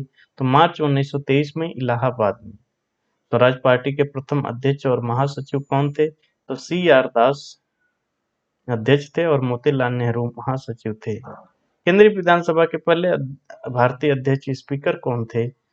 कौन चुने गए तो विट्ठल भाई पटेल 1925 में। ये पूछता है केंद्रीय विधानसभा के प्रथम भारतीय उपाध्यक्ष कौन थे? तो डॉक्टर सच्चिदानंद सिन्हा। गांधीदास पैक्ट यानी समझौता किस वर्ष हुआ था? तो नवंबर 1924 में। महात्मा गांधी कांग्रेस के किस एकमात्र अधिवेशन के अध्यक्ष बने थे? 1924 का बेलगाम अधिवेशन। क्रांतिकारी आंदोलन के दूसरे चरण में समाजवादी विचारधारा के प्रचार का मुख्य स्रोत क्या था? तो 1917 की रूसी क्रांति। HRA द्वारा काकोरी कांड को कब अंजाम दिया गया था? तो वह 9 अगस्त 1925। अब काकोरी कांड नहीं, काकोरी एक्शन कहते हैं। काकोरी कांड में या एक्शन में किन 4 क्रांतिकारियों को फांसी दी गई थी? तो वह थी राम प्रसाद बिस्मिल, अशफाक उल्ला खान, रोशन सिंह और राजेंद्र लाहिड़ी, और सबको अलग अलग जगह फांसी दी गई थी। हिंदुस्तान सोशलिस्ट रिपब्लिकन एसोसिएशन, जो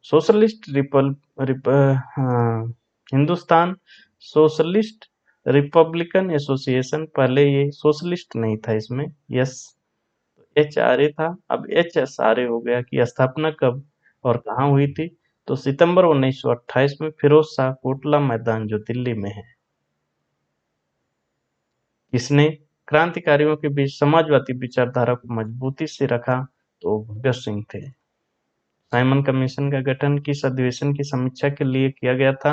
तो 1919 का भारत शासन अधिनियम जो था उसकी। साइमन कमीशन का गठन कब हुआ था? तो 8 नवंबर 1927 को। साइमन कमीशन में कुल कितने सदस्य थे? तो 7 सदस्य थे इसमें।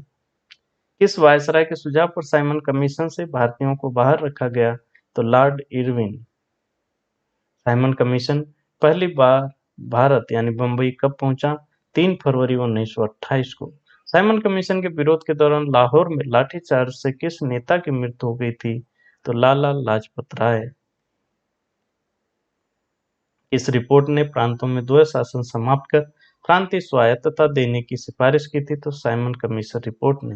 भारतीयों को अपना संविधान बनाने की चुनौती किसने दी थी? तो भारत सचिव जो था लॉर्ड बर्कनहेड, उसने कहा तब आप ही बना के दिखाओ। तो नेहरू रिपोर्ट 1928 तैयार करने वाली समिति के अध्यक्ष कौन थे? तो मोतीलाल नेहरू थे, यह उसी लिए बनी थी। नेहरू रिपोर्ट ने भारत के लिए किस दर्जे की मांग की थी? तो डोमिनियन स्टेट मांगा था, औपनिवेशिक स्वराज। भारत के संविधान का ब्लूप्रिंट किसे कहा जाता है? तो नेहरू रिपोर्ट को। नेहरू रिपोर्ट में कितने मूल अधिकारों की बात की गई थी? तो 19 मूल अधिकार थे। नेहरू रिपोर्ट में डोमिनियन स्टेट की मांग का विरोध किस युवा नेताओं ने किया था? तो जवाहरलाल नेहरू और सुभाष चंद्र बोस। इन्होंने कहा डोमिनियन स्टेट क्या होता है, हमें पूर्ण स्वराज चाहिए। जवाहरलाल नेहरू और सुभाष चंद्र बोस ने नेहरू रिपोर्ट के विरोध में कौन सी लीग बनाए थे? All India independence league. Muslim league ने के नेता मोहम्मद अली जिन्ना ने नेहरू रिपोर्ट के विरोध में क्या प्रस्तुत किया था? तो 14 सूत्री मांगे रखी थी। यहीं हम वो चैलेंज हार गए कि आप एक मत होकर आप ही बना के दिखा दो, तो यहाँ एक मत नहीं हो पाए। कांग्रेस का पूर्ण स्वराज संकल्प किस अधिवेशन में पारित हुआ? तो 1929 का लाहौर अधिवेशन।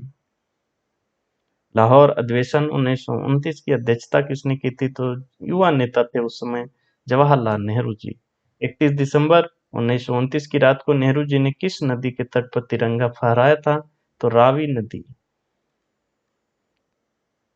पहला स्वतंत्रता दिवस, स्वाधीनता दिवस कब मनाया गया? तो 26 जनवरी 1930 को। इसीलिए हम जो संविधान लागू होने की तिथि भी 26 जनवरी रखे थे।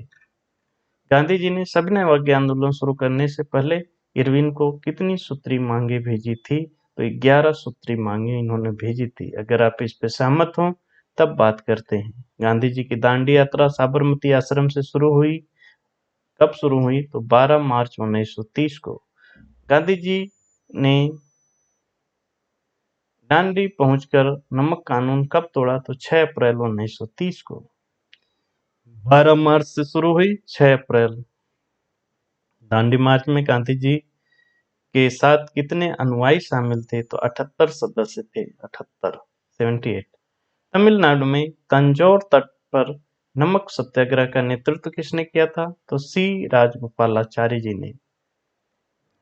केरल में नमक सत्याग्रह के लिए कालीकट से पोयन्नूर तक की यात्रा किसने की थी? तो के केलप्पम ने। असम के सत्याग्रही नमक कानून तोड़ने के लिए किस तट की ओर गए थे? तो नोआखली, बंगाल में जो है।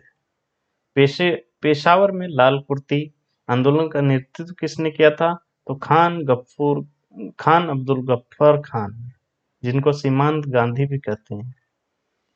खुदाई खिदमतगार संगठन की स्थापना किसने की थी? तो खान अब्दुल गफ्फार खान ने। मणिपुर में सविनय अवज्ञा आंदोलन का नेतृत्व किसने किया था? तो यदुनाग और रानी गाइडिनल्यू। जवाहरलाल नेहरू ने किसे पहाड़ों की बेटी और रानी की उपाधि दी थी? तो गाइडिनल्यू ही थी, रानी गाइडिनल्यू। बंबई में धरासना कांड के दौरान सत्याग्रहियों का नेतृत्व किसने किया था? तो सरोजिनी नायडू और इमाम साहब और मणिलाल। धरासना में हुई पुलिस दमन का आंखों देखा विवरण किस अमेरिकी पत्रकार ने दिया था? तो वेब मिलर ने। प्रथम गोलमेज सम्मेलन का आयोजन कब हुआ था? तो 12 नवंबर 1930। प्रथम गोलमेज सम्मेलन कहाँ हुआ था? लंदन में। क्या कांग्रेस ने प्रथम गोलमेज सम्मेलन में भाग लिया था? नहीं। गांधी इरविन समझौता, दिल्ली समझौता कब हुआ था? 5 मार्च 1931 को। गांधी इरविन समझौते के तहत कांग्रेस ने क्या स्वीकार किया? तो सविनय अवज्ञा आंदोलन स्थगित करना और दूसरे गोलमेज सम्मेलन में भाग लेना। कांग्रेस का कोई भी प्रथम गोलमेज सम्मेलन में गया नहीं, तो वो सफल नहीं रहा। तो बाद में प्रयास हुआ तो वही गांधी इरविन समझौता हुआ कि भाई आप लोग आइए। कांग्रेस के किस अधिवेशन में गांधी इरविन समझौते का समर्थन किया? कांग्रेस ने किस अधिवेशन में इसका समर्थन किया था? तो 1931 का कराची अधिवेशन। द्वितीय गोलमेज सम्मेलन में कांग्रेस के एकमात्र प्रतिनिधि कौन थे? तो महात्मा गांधी जी। गांधी जी द्वितीय गोलमेज सम्मेलन में भाग लेने के लिए किस जहाज से लंदन गए थे? एस राजपूताना। द्वितीय गोलमेज सम्मेलन क्यों विफल रहा? सांप्रदायिक प्रतिनिधित्व, अल्पसंख्यकों के मुद्दे पर असहमति के कारण। गांधी जी ने सविनय अवज्ञा आंदोलन का दूसरा चरण कब शुरू किया? तो 4 जनवरी 1932। जब द्वितीय गोलमेज सम्मेलन में निराश होकर वो वापस लौटे, तब सविनय अवज्ञा आंदोलन का दूसरा चरण शुरू किए। 4 जनवरी 1932। ब्रिटिश प्रधानमंत्री रैमजे मैकडोनाल्ड ने सांप्रदायिक पंचायत की घोषणा, जो कॉमनवेल्थ अवार्ड कहते हैं, घोषणा कब की थी? तो 16 अगस्त 1932 को। सांप्रदायिक पंचायत के तहत कितने पृथक निर्वाचन मंडल दिया गया था? किससे? तो दलितों को। अम्बेडकर जी ने अपना पक्ष रखा था वहां, तो उनको अलग निर्वाचन मंडल दे दिया गया था। गांधी जी ने सांप्रदायिक पंचायत के विरुद्ध आमरण अनशन कहाँ शुरू किया? तो यरवदा जेल, पुणे में। गांधी जी और डॉक्टर अम्बेडकर के बीच पूना पैक्ट कब हुआ? तो 24 सितंबर 1932 को। पूना पैक्ट के तहत दलितों के लिए आरक्षित सीटों की संख्या 71 से बढ़ाकर कितनी की गई? तो 147। प्रांतीय विधानमंडलों में 147 सीटें दलितों के लिए आरक्षित होंगी, यह समझौता हुआ। तब जाकर जो पृथक निर्वाचन मंडल दिया गया था दलितों को, उसको वापस लिया। तीसरा गोलमेज सम्मेलन कब आयोजित हुआ? तो नवंबर दिसंबर 1932 में। किस वर्ष गांधी जी ने सक्रिय राजनीति से हटकर हरिजन उत्थान के लिए कार्य शुरू किया? तो 1932 के बाद, पूना पैक्ट के बाद गांधी जी को भी एहसास हो गया, डॉक्टर अंबेडकर जी की बातों को सुनकर उनको भी एहसास हो गया कि यह एक काम बहुत जरूरी करना है, हरिजनों का उत्थान करना बहुत जरूरी है। उनको ये बात का एहसास हो गया, तब वो इसके बाद इसमें सक्रिय रूप से राजनीति से हटकर उनके उत्थान के लिए, दलितों के उत्थान के लिए काम करना शुरू किए। सविनय अवज्ञा आंदोलन को आधिकारिक रूप से कब वापस लिया गया? 1934 में। इसे भारतीय पत्रकारिता का अग्रदूत माना जाता है। तो राजा राम मोहन राय को भारत में अंग्रेजी शिक्षा को लागू करने की सिफारिश किस गवर्नर जनरल के समय हुई? तो लॉर्ड विलियम बेंटिंग मैकाले के सुझाव में। तरुण स्त्री सभा की स्थापना 1819 में कहाँ की गई थी? तो कलकत्ता में। 1935 के भारत शासन अधिनियम के बाद भारत में प्रांतीय चुनाव किस वर्ष हुए थे? तो 1937 में। द्वितीय विश्व युद्ध की शुरुआत किस वर्ष हुई थी? तो 1939 में। द्वितीय विश्व युद्ध के दौरान ब्रिटेन के प्रधानमंत्री कौन थे? तो विंस्टन चर्चिल। 1939 में कांग्रेस मंत्रिमंडलों ने सामूहिक इस्तीफा क्यों दिया? क्योंकि भारतीयों की सहमति के बिना उन्हें युद्ध में शामिल कर लिया गया था। कांग्रेस मंत्रिमंडलों के इस्तीफे के बाद मुस्लिम लीग और डॉक्टर अम्बेडकर ने कौन सा दिवस मनाया था? तो मुक्ति दिवस। सुभाष चंद्र बोस ने कांग्रेस से अलग होकर 1939 में किस संगठन की स्थापना की थी? तो फॉरवर्ड ब्लॉक की। ब्रिटिश सरकार द्वारा अगस्त प्रस्ताव कब लाया गया था? तो अगस्त 1940 में। मनाने का प्रयास था कि आप भी युद्ध में शामिल हो जाइए, आपकी मांगे मानी जाएंगी। अगस्त प्रस्ताव किस वायसराय के द्वारा प्रस्तुत किया था? तो उस समय थे लॉर्ड लिनलिथगो। अगस्त प्रस्ताव में अंग्रेजों ने पहली बार किस मांग पर चर्चा करना स्वीकार किया? तो भारतीयों द्वारा संविधान निर्माण की जो मांग थी, इस पे बोला कि हाँ, इस पे चर्चा किया जाएगा। अगस्त प्रस्ताव में भारतीयों को युद्ध के बाद कौन सा दर्जे देने का वादा किया गया था? युद्ध के बाद आप युद्ध में हमें साथ दीजिए, युद्ध के बाद हम आपको डोमिनियन स्टेट बना देंगे। मुस्लिम लीग ने पहली बार एक अलग पाकिस्तान का प्रस्ताव कब पारित किया? तो मार्च 1940 लाहौर अधिवेशन में। पाकिस्तान शब्द का सर्वप्रथम प्रयोग किसने किया था? तो चौधरी रहमत अली ने। अगस्त प्रस्ताव की विफलता के बाद गांधी जी कौन सा सत्याग्रह शुरू किया? तो व्यक्तिगत सत्याग्रह था। व्यक्तिगत सत्याग्रह की शुरुआत कब हुई थी? तो 17 अक्टूबर 1940 को। व्यक्तिगत सत्याग्रह के प्रथम सत्यार्थी कौन थे? तो विनोबा भावे जी। इनका नाम भूदान आंदोलन में भी आएगा। व्यक्तिगत सत्याग्रह के दूसरे सत्यार्थी कौन थे? तो जवाहरलाल नेहरू थे। व्यक्तिगत सत्याग्रह को अन्य किस नाम से जाना जाता था? दिल्ली चलो आंदोलन। क्रिप्स मिशन भारत कब आया? तो मार्च 1942 में। फिर मनाने की कोशिश थी कि आप हमारे साथ खड़े होइए युद्ध में, जो दूसरा युद्ध चल रहा था, विश्व युद्ध। क्रिप्स मिशन के अध्यक्ष थे sir Stafford Cripps. Cripps mission के साथ बातचीत के लिए कांग्रेस के आधिकारिक वार्ताकार कौन थे? तो जवाहरलाल नेहरू और मौलाना अबुल कलाम आजाद। इनको बात करना था उनसे। गांधी जी ने क्रिप्स मिशन को क्या संज्ञा दी थी? पोस्ट डेटेड चेक, आगे की तारीख का चेक जो बैंक खत्म होने वाली है। भारत छोड़ो आंदोलन का प्रस्ताव कांग्रेस के किस स्थान की बैठक में पारित हुआ? तो वर्धा की, जुलाई 1942। भारत छोड़ो क्विट इंडिया का नारा किसने गढ़ा था? तो यूसुफ मेहर अली ने। करो या मरो का नारा गांधी जी ने किस आंदोलन के दौरान दिया था? भारत छोड़ो आंदोलन। भारत छोड़ो आंदोलन की विधिवत शुरुआत कब हुई थी? तो 9 अगस्त 1942 को। सरकार द्वारा आंदोलन के नेताओं को गिरफ्तार करने के लिए चलाया गया अभियान क्या था? तो ऑपरेशन जीरो आवर्स।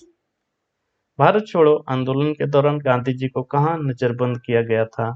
तो आगा खां पैलेस, पुणे में। 9 अगस्त 1942 को बंबई के ग्वालियर टैंक मैदान में झंडा किसने फहराया था? तो अरोड़ा असफ अली जी। भारत छोड़ो आंदोलन के दौरान भूमिगत रेडियो का संचालन किसने किया था? तो उषा मेहता। आंदोलन के दौरान बलिया के पहली समानांतर सरकार किसने स्थापित की थी? तो चित्तू पांडे। सतारा महाराष्ट्र में सबसे लंबे समय तक चलने वाले समानांतर सरकार के नेता कौन थे? तो वाई. बी. चौहान और नाना पाटिल। आजाद हिंद फौज (आईएनए) का विचार सबसे पहले किसके मस्तिष्क में आया था? तो कैप्टन मोहन सिंह। सुभाष चंद्र बोस ने सिंगापुर में आजाद हिंद सरकार की स्थापना कब की थी? तो 21 अक्टूबर 1943 43। गांधी जी को सर्वप्रथम राष्ट्रपिता कहकर किसने संबोधित किया था? सुभाष चंद्र बोस। जबकि दोनों के मतों में बहुत भिन्नता थी, मत भिन्नता होने के बाद उन्होंने ही इनको सबसे पहले राष्ट्रपिता कहा था। ये थे भारत के लोग। और आज क्या है आप देख लो। आजाद हिंद फौज की महिला ब्रिगेड का नाम क्या रखा गया था? तो रानी लक्ष्मीबाई ब्रिगेड। आजाद हिंद फौज के सिपाहियों का लाल किला मुकदमा कब चलाया गया था? नवंबर 1945। और इसमें फजीहत ही हुई थी अंग्रेजों की। लाल किला मुकदमे के मुख्य अभियुक्त कौन थे? तो कर्नल सहगल, कर्नल ढिल्लो और मेजर शाहनवाज खान। सहगल, ढिल्लो, शाहनवाज। शाहनवाज खान का संबंध वर्तमान के किस बॉलीवुड अभिनेता के परिवार से है? तो शाहरुख खान उनके नाना थे। शाहरुख खान उनके नाना थे शाहनवाज खान। लाल किला मुकदमे में बचाव पक्ष के वकीलों का नेतृत्व किसने किया था? तो भूला भाई देसाई जी ने। आजाद हिंद फौज की सैनिकों की फांसी की सजा किस वायसराय ने माफ कर दी थी? लॉर्ड वेबल ने माफ करना ही था, बहुत फजीहत हुई थी इनकी। शाही नौसेना विद्रोह RIN रिवॉल्ट जिसको कहते हैं किस वर्ष हुआ था? तो फरवरी 1946 में। नौसेना विद्रोह की शुरुआत बंबई के किस जहाज से हुई थी? तो HMIS तलवार। नौसेना विद्रोह के दौरान सैनिकों ने जहाज पर किन 3 पार्टियों के झंडे लगाए थे? तो कांग्रेस के, मुस्लिम लीग के और कम्युनिस्ट पार्टी के, यानी सबके। ब्रिटिश शासन के ताबूत में अंतिम कील किस विद्रोह को माना जाता है? इसी को। जो शाही नौसेना विद्रोह हुआ था, यह अंतिम कील साबित हुई ब्रिटिश शासन के ताबूत में। कांग्रेस और मुस्लिम लीग के गतिरोध को सुलझाने के लिए राजगोपालाचारी फार्मूला कब आया था? तो 1944 में। राजगोपालाचारी फार्मूले को अन्य किस नाम से जाना जाता है? तो राजा जी फार्मूला कहते हैं इसको। वायसराय वेबल ने भारतीय नेताओं के साथ शिमला सम्मेलन कब आयोजित किया था? तो जून 1945 में। आजादी के समय ब्रिटेन में किस पार्टी की सरकार थी? तो लेबर पार्टी, इसको श्रमिक दल कहते थे, हिंदी में कहेंगे। आजादी के समय ब्रिटेन के प्रधानमंत्री कौन थे? तो क्लीमेंट एटली। कैबिनेट मिशन भारत किस वर्ष आया था? तो मार्च 1946 में। कैबिनेट मिशन के 3 सदस्य कौन थे? तो स्टेफोर्ड क्रिप्स, AB अलेक्जेंडर और पैथिक लॉरेंस। कैबिनेट मिशन के भारतीय प्रांतों को किन 3 समूहों में विभाजित किया था? तो समूह क, समूह ख, समूह ग, या ABCD कर लो, ABC 3 समूह बने थे। मुस्लिम लीग ने किस तारीख को प्रत्यक्ष कार्रवाई दिवस डायरेक्ट एक्शन डे मनाया? 16 अगस्त 1946। और बहुत ही कायराना, बहुत ही बेकार, बहुत लोगों के खून से लथपथ ये दिवस है।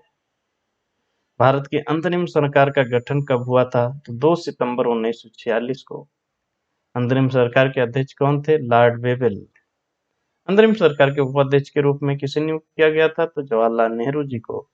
अंतिम सरकार में गृह मंत्री का पद किसे दिया? अंतरिम सरकार जो बनी थी उसमें गृह मंत्री का पद किसे दिया गया था?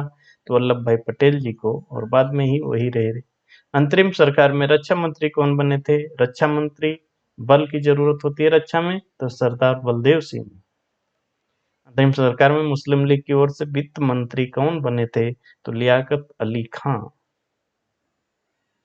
बाबू जगजीवन राम अंतरिम सरकार में किस विभाग के मंत्री थे? तो श्रम विभाग। संविधान सभा की पहली बैठक कब आयोजित की गई थी? 9 दिसंबर 1946 को। संविधान सभा में कुल कितने सदस्यों का प्रावधान कैबिनेट मिशन ने किया था? तो 389 सदस्य। संविधान सभा में देशी रियासतों के लिए कितनी सीटें आवंटित थी? तो 93 सीटें। संविधान सभा में ब्रिटिश भारत के लिए कितनी सीटें निर्धारित थीं? तो 296 सीटें। ब्रिटिश पीएम एटली ने भारत छोड़ने की अंतिम तिथि क्या घोषित की थी? तो जून 1948। बाद में इसे पहले ही कर दिया गया। 48 था, 48। भारत के अंतिम वायसराय के रूप में किसे भेजा गया था? तो लॉर्ड माउंटबेटन।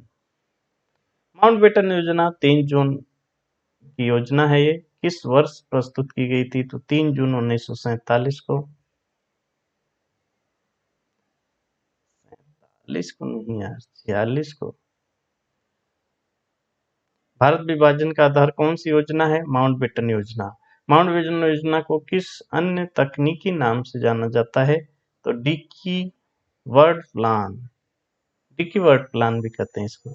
किस अधिनियम द्वारा भारत और पाकिस्तान को दो स्वराज्य जो स्वतंत्र राष्ट्र बनाया गया? तो भारत स्वतंत्रता अधिनियम 1947 का है। भारत की स्वतंत्रता के समय रियासतों को कितने विकल्प दिए गए थे? तो 3 विकल्प। रियासतों के पास 3 विकल्प था कि भारत में मिल जाएं, शामिल हो जाएं, या पाकिस्तान में शामिल हो जाएं, या वो स्वतंत्र भी रह सकती हैं, और यही खतरनाक था। कांग्रेस के विभाजन को स्वीकार करने को किसने भेड़ियों के सामने फेंकना कहा था? कांग्रेस के विभाजन को स्वीकार करने को किसने भेड़ियों के सामने फेंकना कहा था? तो खान अब्दुल गफ्फार खान। अंडमान और निकोबार द्वीपों का नाम क्रमशः क्या रखा गया था? तो शहीद और स्वराज द्वीप। बांटो और भागो का नारा किसने दिया था? तो मोहम्मद अली जिन्ना ने। 1942 के विद्रोह के दौरान सतारा की सरकार कब तक कायम रही थी? तो 1945 तक, सबसे लंबी चली थी। अंतरिम सरकार में कानून मंत्री कौन बने थे? जोगेंद्र नाथ मंडल। जवाहरलाल नेहरू ने किससे पहाड़ों की बेटी कहा था? रानी गाइडिनल्यू। चक्रवर्ती राजगोपालाचारी अंतरिम सरकार में किस पद पर थे? तो शिक्षा मंत्री। संविधान सभा के अस्थायी अध्यक्ष कौन चुने गए थे? डॉक्टर सच्चिदानंद सिन्हा। भारत की संविधान सभा का निर्वाचन किस प्रकार हुआ था? तो अप्रत्यक्ष तौर पर। सांप्रदायिक पंचाट जो कम्युनल अवार्ड की घोषणा कब हुई थी? तो 16 अगस्त 1932 को। पूना पैक्ट किन दो नेताओं के बीच हुआ था? तो महात्मा गांधी और बी आर अम्बेडकर। गांधी जी ने नर्मदा जेल में आमरण अनशन किसके विरुद्ध शुरू किया था? तो सांप्रदायिक पंचाट के विरुद्ध। व्यक्तिगत सत्याग्रह के पहले सत्यार्थी विनोबा भावे ने कहां से इसकी शुरुआत की थी? पवनार, महाराष्ट्र से। क्रिप्स मिशन को एक टूटते हुए बैंक का चेक किसने कहा था? तो महात्मा गांधी जी। अस्थायी आजाद हिंद सरकार को कुल कितने देशों ने मान्यता दी थी? तो 11 देशों ने इसको मान्यता भी दे दी थी। नेहरू रिपोर्ट 1928 के अध्यक्ष कौन थे? मोतीलाल नेहरू। भारत के संविधान का ब्लूप्रिंट किसे कहा जाता है? नेहरू रिपोर्ट को। नेहरू रिपोर्ट में कितने मूल अधिकारों की मांग की गई थी? तो 19 मूल अधिकार। अमृतसर की संधि 1809 किस नदी की सीमा मानकर की गई थी? तो सतलुज नदी, जो रण रणधीर सिंह जो थे उनके समय। 1857 के विद्रोह के बाद सेना में तोपखाना किसके लिए आरक्षित कर दिया गया था? केवल यूरोपियों के लिए। बंगाल में द्वैध शासन को समाप्त करने वाला गवर्नर कौन था? तो वारेन हेस्टिंग। भारतीय पुनर्जागरण का अग्रदूत किसे माना जाता है? तो राजा राम मोहन राय जी को। सत्यार्थ प्रकाश की रचना हिंदी में करने की सलाह किसने दी थी? तो केशव चंद्र सेन ने, कि इसको हिंदी में लाई। प्रार्थना समाज के मुख्य संस्थापक कौन थे? आत्माराम पांडुरंग। शारदा एक्ट 1930 किससे संबंधित था? तो बाल विवाह रोकने से। भारत में पहली बार पूर्ण स्वराज का संकल्प कब लिया गया था? तो 1929 में लाहौर अधिवेशन में। पहला स्वतंत्रता दिवस मनाने की तिथि क्या तय की गई थी? तो 26 जनवरी 1930। गांधी इरविन समझौते की तिथि को किस तिथि को हुआ था? तो 5 मार्च 1931 को। भारतीय राष्ट्रीय कांग्रेस की पहली महिला अध्यक्ष कौन थी? तो एनी बेसेंट 1917 में। 12वीं शताब्दी के आसपास भारत और पूर्व के देशों के व्यापार पर किस यूरोपीय देश का एकाधिकार था? तो इटली का। प्राचीन काल में भारत का विदेशी व्यापार किस सभ्यता के काल से ही निरंतर चला आ रहा था? तो हड़प्पा सभ्यता। यूरोप और भारत के बीच व्यापार के लिए पुराने समय में कितने मुख्य मार्ग प्रचलित थे? तो 2। एक स्थल मार्ग और जल मार्ग, एक जल मार्ग। फारस की खाड़ी से होने वाला व्यापारिक मार्ग किन देशों से होकर यूरोप पहुंचता था? तो इराक और तुर्की। लाल सागर के जल मार्ग से होने वाले व्यापार मिस्र के बाद किस सागर के जरिए इटली पहुंचता था? तो भूमध्य सागर। किस घटना के बाद यूरोप के लिए भारत के साथ व्यापार के पुराने स्थल मार्ग बंद हो गए थे? तो अरबों द्वारा उन क्षेत्रों पर कब्जे के बाद। यूरोपीय बाजारों में भारतीय मसालों की भारी मांग का मुख्य कारण क्या था? तो मांस को लंबे समय तक ताजा यानी फ्रेश रखने के लिए काली मिर्च का प्रयोग करना, इससे बहुत ज्यादा मांग थी। यूरोपीय शक्तियों द्वारा भारत में स्थापित फैक्ट्री या कारखानों का वास्तविक स्वरूप क्या था? तो वे उत्पादन केंद्र नहीं बल्कि भंडार गृह और व्यापारिक केंद्र थे। पुर्तगालियों द्वारा अपनी फैक्ट्रियों के आसपास किलेबंदी करने का मुख्य उद्देश्य क्या था? सुरक्षा और वस्तुओं की चोरी रोकना।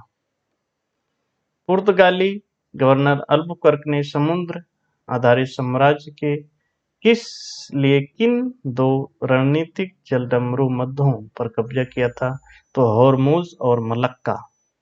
किस पुर्तगाली गवर्नर ने कोच्चि के स्थान पर गोवा को औपचारिक राजधानी बनाया? नीनो डी कुन्हा 1530 ईस्वी में। भारत में पुर्तगाली साम्राज्य के पतन का एक मुख्य कारण किस दक्षिण अमेरिकी देश की खोज थी? तो ब्राजील। पुर्तगालियों द्वारा चलाया गया कार्टज आर्मेडा काफिला व्यवस्था मुख्य उद्देश्य क्या था? हिंद महासागर के व्यापार पर नियंत्रण और वर्चस्व स्थापित करना। डच ईस्ट इंडिया कंपनी का मुख्य व्यापारिक हित भारत की तुलना में किस क्षेत्र में अधिक था? तो दक्षिण पूर्वी एशिया यानी इंडोनेशिया। डचों ने अपनी पहली फैक्ट्री भारत के किस तट पर स्थापित की थी? तो पूर्वी तट पे मसूलीपट्टनम, आंध्र प्रदेश। भारतीय वस्त्रों के निर्यात को मसालों से अधिक लोकप्रिय बनाने का श्रेय किस यूरोपीय शक्ति को जाता है? तो ये डचों को। 1759 के बेदरा के युद्ध में अंग्रेजों ने किस भारतीय नवाब के साथ डचों के गठबंधन को पराजित किया था? Mir Jafar. British East India company का आधिकारिक नाम क्या था? तो governor and company of merchant of London trading into the East Indies. Mughal सम्राट जहांगीर के दरबार में कैप्टन हॉकिंस को किस भाषा के ज्ञान के कारण प्राथमिकता मिली थी? तो वो तुर्की और फारसी जानता था, इसलिए उसको प्राथमिकता दी गई। ब्रिटिश राजदूत सर थॉमस रो ने 1618 तक किस प्रमुख भारतीय शहरों में फैक्ट्रियां स्थापित करने की अनुमति प्राप्त कर ली थी? तो सूरत, भड़ोच, अहमदाबाद, आगरा, अजमेर। मुगल बादशाह फर्रुखसियर का सफल ऑपरेशन करने वाले ब्रिटिश सर्जन का नाम क्या था? William Hamilton. 1717 के फरमान यानी मैग्ना कार्टा के तहत अंग्रेजों को बंगाल में व्यापार के लिए कितनी वार्षिक राशि चुकानी पड़ती थी? तो केवल 3000 रुपया। वो भी वार्षिक था, पूरे बंगाल में व्यापार के लिए। ईस्ट इंडिया कंपनी की टकसाल में ढाले गए सिक्कों को पूरे मुगल साम्राज्य में मान्यता किस वर्ष मिली थी? तो 1717 के शाही फरमान से ही। मुगल काल में दस्तक का दुरुपयोग मुख्य रूप से किस प्रकार किया जाता था? तो कंपनी के अधिकारी इसे निजी व्यापार के लिए उपयोग करते थे और अन्य कंपनियों को बेच देते थे फ्रांसीसी गवर्नर रुपले को भारत में किस नीति का वास्तविक जन्मदाता माना जाता है? तो सहायक संधि, सब्सिडरी अलायंस। फ्रांसीसी ईस्ट इंडिया कंपनी की सबसे बड़ी कमजोरी क्या थी? यह एक पूर्णतः सरकारी कंपनी थी जिसे निर्णय लेने में अत्यधिक विलंब होता था। और जो ये थी ईस्ट इंडिया कंपनी ब्रिटेन वाली, तो वो प्राइवेट थी। किस इतिहासकार ने मनसबदारी व्यवस्था की विफलता को मुगल साम्राज्य के पतन का मुख्य कारण माना है? तो डॉक्टर सतीश चंद्रा। प्रोफेसर इरफान हबीब ने के अनुसार मुगल साम्राज्य के पतन के पीछे कौन सा मुख्य संकट था? तो आर्थिक संकट था। मुगल साम्राज्य के पतन के लिए सैनिक अक्षमता को उत्तरदायी मानने वाले विद्वान कौन थे? तो विलियम ऑरविन। ईरान के नेपोलियन नादिर शाह को भारत पर आक्रमण के लिए किसने आमंत्रित किया था? तो अवध के नवाब शहादत खान ने। अंतिम मुगल बादशाह बहादुर शाह जफर 1857 के बाद कहाँ निर्वासित किए गए थे? तो रंगून, जो म्यांमार में है। मैसूर के किस शासक ने अपनी सेना के आधुनिकीकरण के लिए फ्रांसीसी विशेषज्ञों की नियुक्ति की थी? तो हैदर अली ने। चतुर्थ आंग्ल मैसूर 1799 के समय भारत का गवर्नर जनरल कौन था? तो लॉर्ड वेलेस्ली।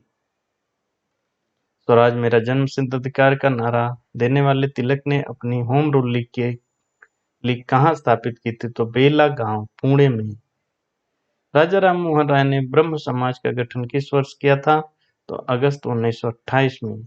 राजा राम मोहन राय की विचारधारा का मूल आधार क्या था? एकेश्वरवाद और निर्गुण परमात्मा में विश्वास। ब्रह्म समाज के विरोध में धर्म सभा नामक संस्था की स्थापना किसने की थी? तो राधाकांत देव ने। तत्वबोधिनी सभा 1839 की स्थापना किसने की थी? तो देवेंद्रनाथ टैगोर ने। ब्रह्म समाज के किस आचार्य ने इसका अंतरराष्ट्रीयकरण करने और अंतरजातीय विवाह को प्रोत्साहन देने पर बल दिया था? तो केशव चंद्र सेन ने। केशव चंद्र सेन के प्रयासों से 1867 में मुंबई में किस समाज की स्थापना हुई थी? तो प्रार्थना समाज। प्रार्थना समाज के मुख्य संस्थापक कौन थे? तो आत्माराम पांडुरंग। किसे जस्टिस राणा डे के नाम से जाना जाता है? तो महादेव गोविंद राणा डे को। सत्यशोधक समाज 1873 स्थापना किसने की थी? तो ज्योतिबा फूले जी ने। दयानंद सरस्वती को सत्यार्थ प्रकाश हिंदी में लिखने की सलाह किसने दी थी? तो केशव चंद्र सेन ने। 1866 में ब्रह्म समाज के विभाजन के बाद देवेंद्र टैगोर के गुट का क्या नाम पड़ा? आदि ब्रह्म समाज। किस समाज सुधारक ने 1893 स्वयं एक विधवा से विवाह कर मिसाल पेश की थी? तो डी के कर्वे जी ने। धोंडो केशव कर्वे। पुणे में प्रथम बालिका विद्यालय 1848 की स्थापना किसने की थी? तो ज्योतिबा फुले और Savitribai Phule. As of consent act 1891 में लड़की के विवाह की न्यूनतम आयु क्या तय की गई थी? तो 12 वर्ष। प्रसिद्ध रुक्माबाई राउत केस का संबंध किस सामाजिक बुराई के विरोध से था? तो बाल विवाह और सहमति की age of consent. Sharda act 1930 के प्रणेता हरबिलास शारदा किस क्षेत्र से संबंधित थे? तो अजमेर, राजस्थान। कलकत्ता में तरुण स्त्री सभा 1819 की स्थापना का मुख्य उद्देश्य क्या था? महिला शिक्षा का प्रसार। ईश्वरचंद विद्यासागर बंगाल में लगभग कितनी बालिका विद्यालयों के संचालन से जुड़े थे? लगभग 35। प्रोफेसर डी के कर्वे ने भारतीय महिला विश्वविद्यालय की स्थापना कब और कहाँ की थी? तो 1906 में बंबई में। भारतीय स्त्री महामंडल 1910 की स्थापना किसने की थी? तो सरला देवी चौधरानी। पंडित रमाबाई सरस्वती ने महिलाओं के उत्थान के लिए किस समाज की स्थापना की थी? तो आर्य महिला समाज। अखिल भारतीय महिला कॉन्फ्रेंस AIWC की स्थापना 1927 में किसने की थी? तो मार्गरेट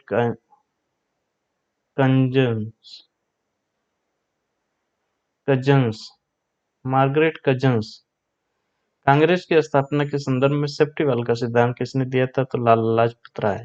तड़ित चालक लाइटिंग कंडक्टर का सिद्धांत की कांग्रेस के संदर्भ में किसने प्रस्तुत किया था? तो गोपाल कृष्ण गोखले।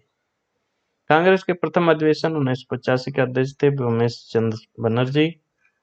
इस वायसराय के काल में भारतीय राष्ट्रीय कांग्रेस की स्थापना हुई थी? Lord Dufferin. कांग्रेस के उत्तरवादी चरण की कार्य पद्धति को उग्रवादियों ने क्या नाम दिया था? तो राजनीतिक भिक्षावृत्ति। बंगाल विभाजन 1905 के समय भारत का वायसराय कौन था? Lord Curzon. स्वदेशी आंदोलन की औपचारिक घोषणा कब और कहाँ की गई थी? तो 7 अगस्त 1905 कलकत्ता के टाउन हॉल में। 16 अक्टूबर 1905 बंगाल विभाजन का दिन को बंगाल किस रूप में मनाया? शोक दिवस और राखी दिवस। स्वदेशी आंदोलन के दौरान रविन्द्रनाथ टैगोर ने कौन सा प्रसिद्ध गीत लिखा था? अमर सोनार बांग्ला। स्वराज मेरा जन्म सिद्ध अधिकार का नारा तिलक ने किस आंदोलन के दौरान बुलंद किया था? तो होम रूल आंदोलन। क्रांतिकारियों की बाइबल मानी जाने वाली पुस्तक बंदी जीवन के लेखक कौन है? सत्येंद्र नाथ सन्याल। अनुशीलन समिति नामक क्रांतिकारी संगठन की स्थापना कहाँ हुई थी? तो बंगाल में 1902 में। लंदन में इंडिया हाउस की स्थापना 1905 किसने की थी? तो श्यामाजी कृष्ण वर्मा ने। किसे भारतीय क्रांति की जननी, मदर ऑफ इंडियन रिवॉल्यूशन कहा जाता है? तो मैडम भीकाजी कामा को। गदर पार्टी का स्थापना 1913 में कहाँ की गई थी? तो सैन फ्रांसिस्को, अमेरिका। कामागाटा मारू क्या था जो 1914 में चर्चा में रहा? एक जापानी समुद्री जहाज। गांधी जी ने भारत में सत्याग्रह का पहला प्रयोग कहाँ किया था? तो चंपारण 1917। चंपारण के किसानों को नील की खेती के लिए मजबूर करने वाली पद्धति क्या कहलाती थी? 3 कटिया पद्धति। 3/20 भाग में नील की खेती अनिवार्य। महात्मा गांधी ने पहली बार भूख हड़ताल का प्रयोग किस आंदोलन में किया था? तो अहमदाबाद मिल हड़ताल 1918। खेड़ा सत्याग्रह 1918 में गांधी जी मुख्य सहयोगी कौन थे? वल्लभ भाई पटेल। रोलेट एक्ट 1919 में भारतीयों ने क्या नाम दिया? काला कानून। जलियांवाला बाग हत्याकांड की जांच के लिए गठित समिति का नाम क्या था? हंटर समिति। जलियांवाला बाग हत्याकांड के विरोध में किसने अपनी नाइटहुड की उपाधि त्याग दी थी? रविन्द्रनाथ टैगोर। असहयोग आंदोलन 1920 का प्रस्ताव कांग्रेस के किस अधिवेशन में पारित हुआ था? तो नागपुर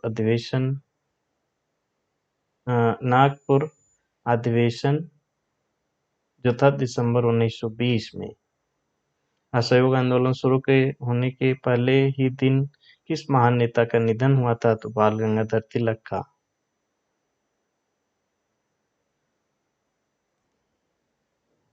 माउंटबेटन योजना 3 जून योजना जिसको कहते हैं किस मुख्य निर्णय के लिए जानी जाती है? तो भारत विभाजन।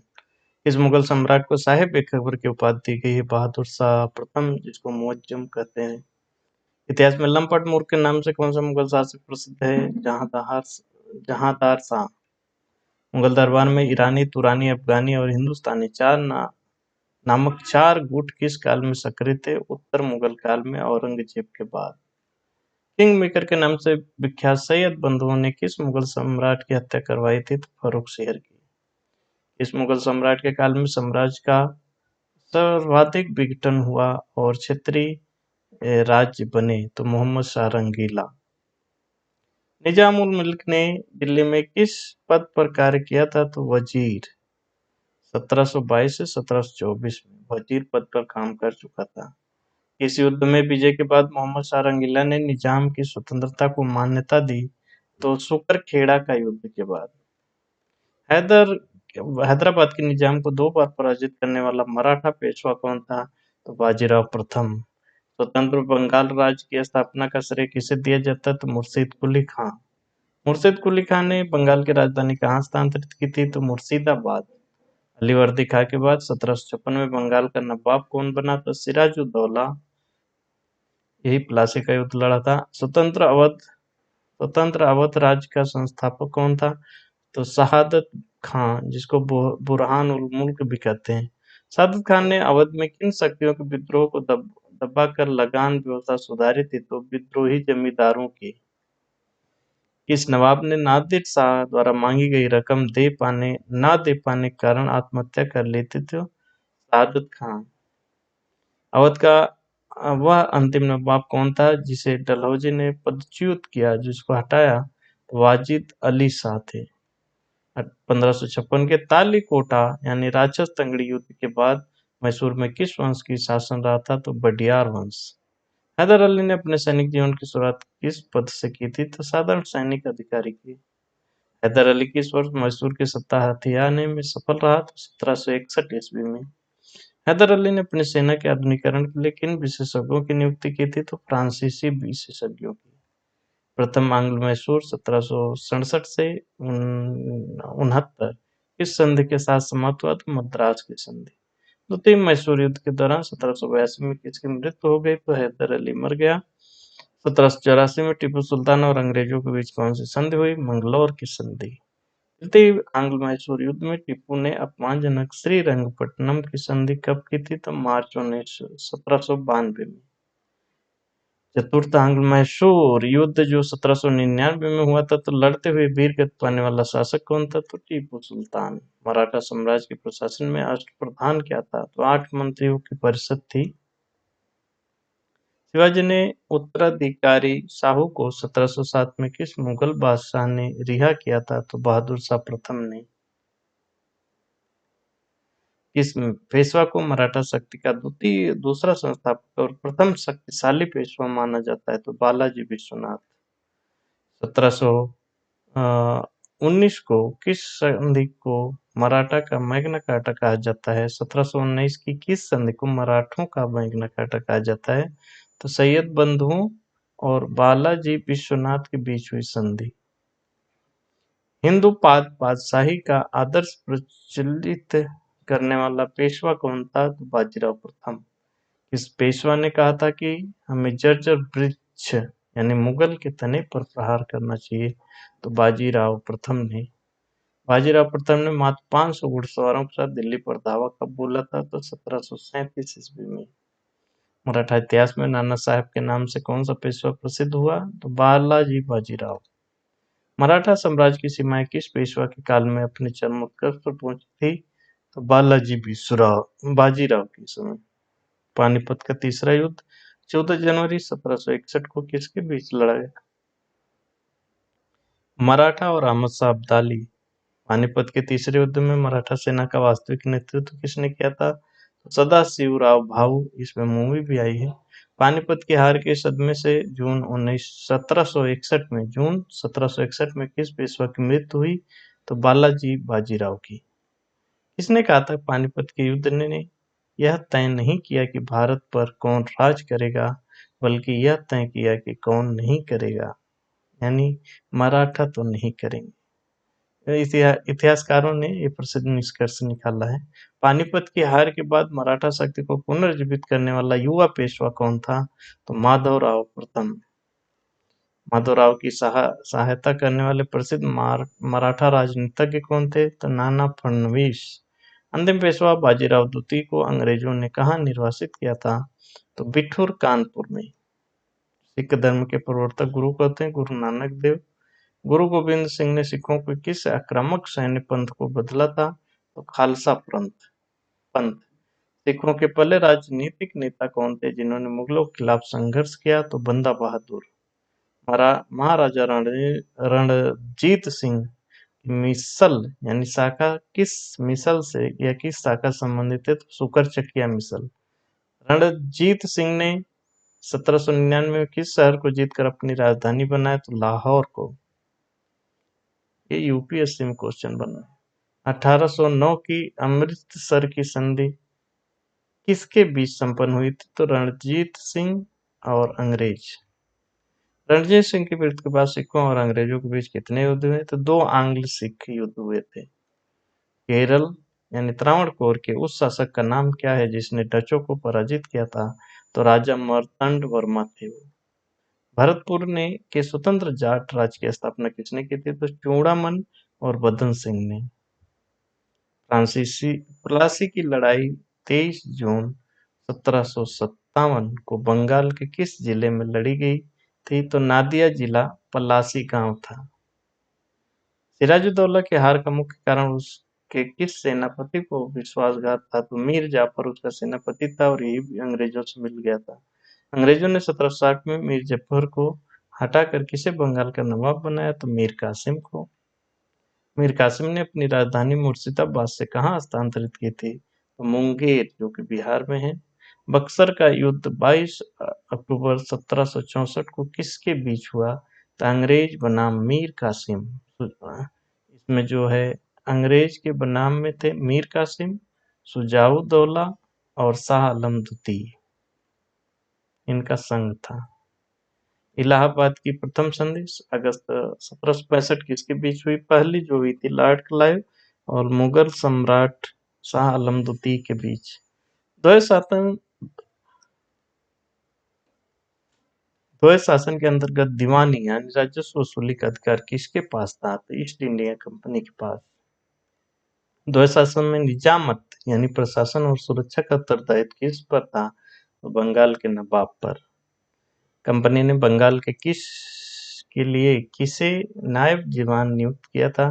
तो मोहम्मद रजा खान को। कंपनी ने बिहार के लिए किसे नायब दीवान नियुक्त किया था? तो राजा सिताब राय को। बंगाल से द्वैत शासन को 1792 में किसने समाप्त कर दिया? तो वारेन हेस्टिंग ने। भारत में सहायक संघ का व्यापक प्रयोग किस ब्रिटिश गवर्नर जनरल ने किया था? तो लॉर्ड ब्लेजली ने शुरुआत किया था, डुप्ले। सहायक संघ स्वीकार करने वाला पहला राज्य कौन था? तो हैदराबाद था 1798 में। सहायक संधि के तहत भारतीय राजाओं को अपने दरबार में किसे रखना पड़ना अनिवार्य था?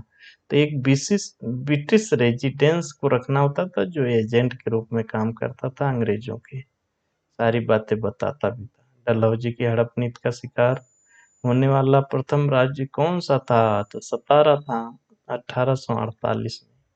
बैरकपुर छावनी में मंगल पांडे ने विद्रोह कब किया था? तो 29 मार्च 1857 को। दिल्ली में विद्रोह का वास्तविक सैन्य नेतृत्व किसने किया? तो जनरल बख्त खान ने। कानपुर में 1857 के विद्रोह का नेतृत्व किसने किया था? तो नाना साहब, जिन्हें धोंधू पंत भी कहते हैं। नाना साहब के सैन्य कमांडर का नाम क्या था? तात्या टोपे। बिहार के जगदीशपुर में विद्रोह का नेतृत्व करने वाला 70 वर्षीय जमींदार कौन थे? तो कुंवर सिंह। फैजाबाद में विद्रोह का नेतृत्व करने वाले मौलवी कौन थे? तो मौलवी अहमदुल्ला। बरेली यानी रोहिलखंड में विद्रोह की कमान किसने संभाली थी? तो खान बहादुर खान ने। विद्रोह के समय शिक्षित भारतीयों का क्या रुख था? तो उन्होंने विद्रोह का साथ नहीं दिया और इसे पिछड़ों की सोच माना। विद्रोह के बाद सेना के पुनर्गठन के लिए कौन सा आयोग बनाया गया था? तो पील आयोग। 19वीं शताब्दी में भारतीय समाज सुधार आंदोलन को दो मुख्य मुद्दे क्या थे? तो स्त्रियों के दशा में सुधार और अस्पृश्यता निवारण। महान किस महापुरुष ने सती प्रथा को शास्त्र की आड़ में हत्या की संज्ञा दी थी? तो राजा राम मोहन राय ने। सती प्रथा को प्रतिबंधित करने वाला 17वां रेगुलेशन कब लागू हुआ था? तो 1829 में। तत्वबोधिनी सभा द्वारा बंगाली भाषा में निकाली गई पत्रिका का नाम क्या था? तो तत्वबोधिनी पत्रिका। इस आचार्य के नेतृत्व में ब्रह्म समाज का विस्तार बंगाल के बाहर मद्रास और पंजाब तक हुआ। तो केशव चंद्र सेन। केशव चंद्र सेन ने भारतवर्षीय ब्रह्म समाज के पतन का मुख्य कारण क्या था? अपनी 13 वर्षीय पुत्री का बाल विवाह कूच बिहार के राजा से कर दिए, तो फिर इन पे भरोसा कोई नहीं कर पाया। महाराष्ट्र में प्रार्थना समाज की स्थापना कब और किसने की थी? तो 1867 में आत्माराम पांडुरंग। प्रार्थना समाज को बौद्धिक और सामाजिक शक्ति प्रदान करने वाले प्रमुख नेता कौन थे? तो महादेव गोविंद रानडे। प्रार्थना समाज का मुख्य बल किस पर था? तो सामाजिक सुधारों पर, जैसे विधवा विवाह, स्त्री शिक्षा। विधवाओं के उद्धार के लिए 1850 में विधवा पुनर्विवाह एसोसिएशन की स्थापना किसने की थी? तो विष्णु शास्त्री पंडित ने। ईश्वरचंद विद्यासागर ने किस कॉलेज के प्राचार्य रहते हुए विधवा विवाह की वकालत की थी? संस्कृत कॉलेज कलकत्ता। बंगाल में 1849 में स्थापित बेथुन स्कूल स्त्री शिक्षा हेतु के अध्यक्ष कौन थे? तो J.E.D. बेथुन। सावित्रीबाई फुले को किस विश्वविद्यालय के नाम से सम्मानित किया गया है? तो सावित्रीबाई फुले पुणे विश्वविद्यालय, ये 2015 में। ईसाई मिशनरियों ने 1819 में महिला शिक्षा के लिए कलकत्ता में किस सभा की स्थापना की? तो इन्होंने किया था तरुण स्त्री सभा। इस वर्ष भारतीय राष्ट्रीय कांग्रेस ने पहली बार किसी महिला को अध्यक्ष चुना था? तो 1917 में, जो कि थी एनी बेसेंट। कांग्रेस की प्रथम भारतीय महिला अध्यक्ष कौन थी? तो सरोजिनी नायडू, जो बनी थी 1925 में।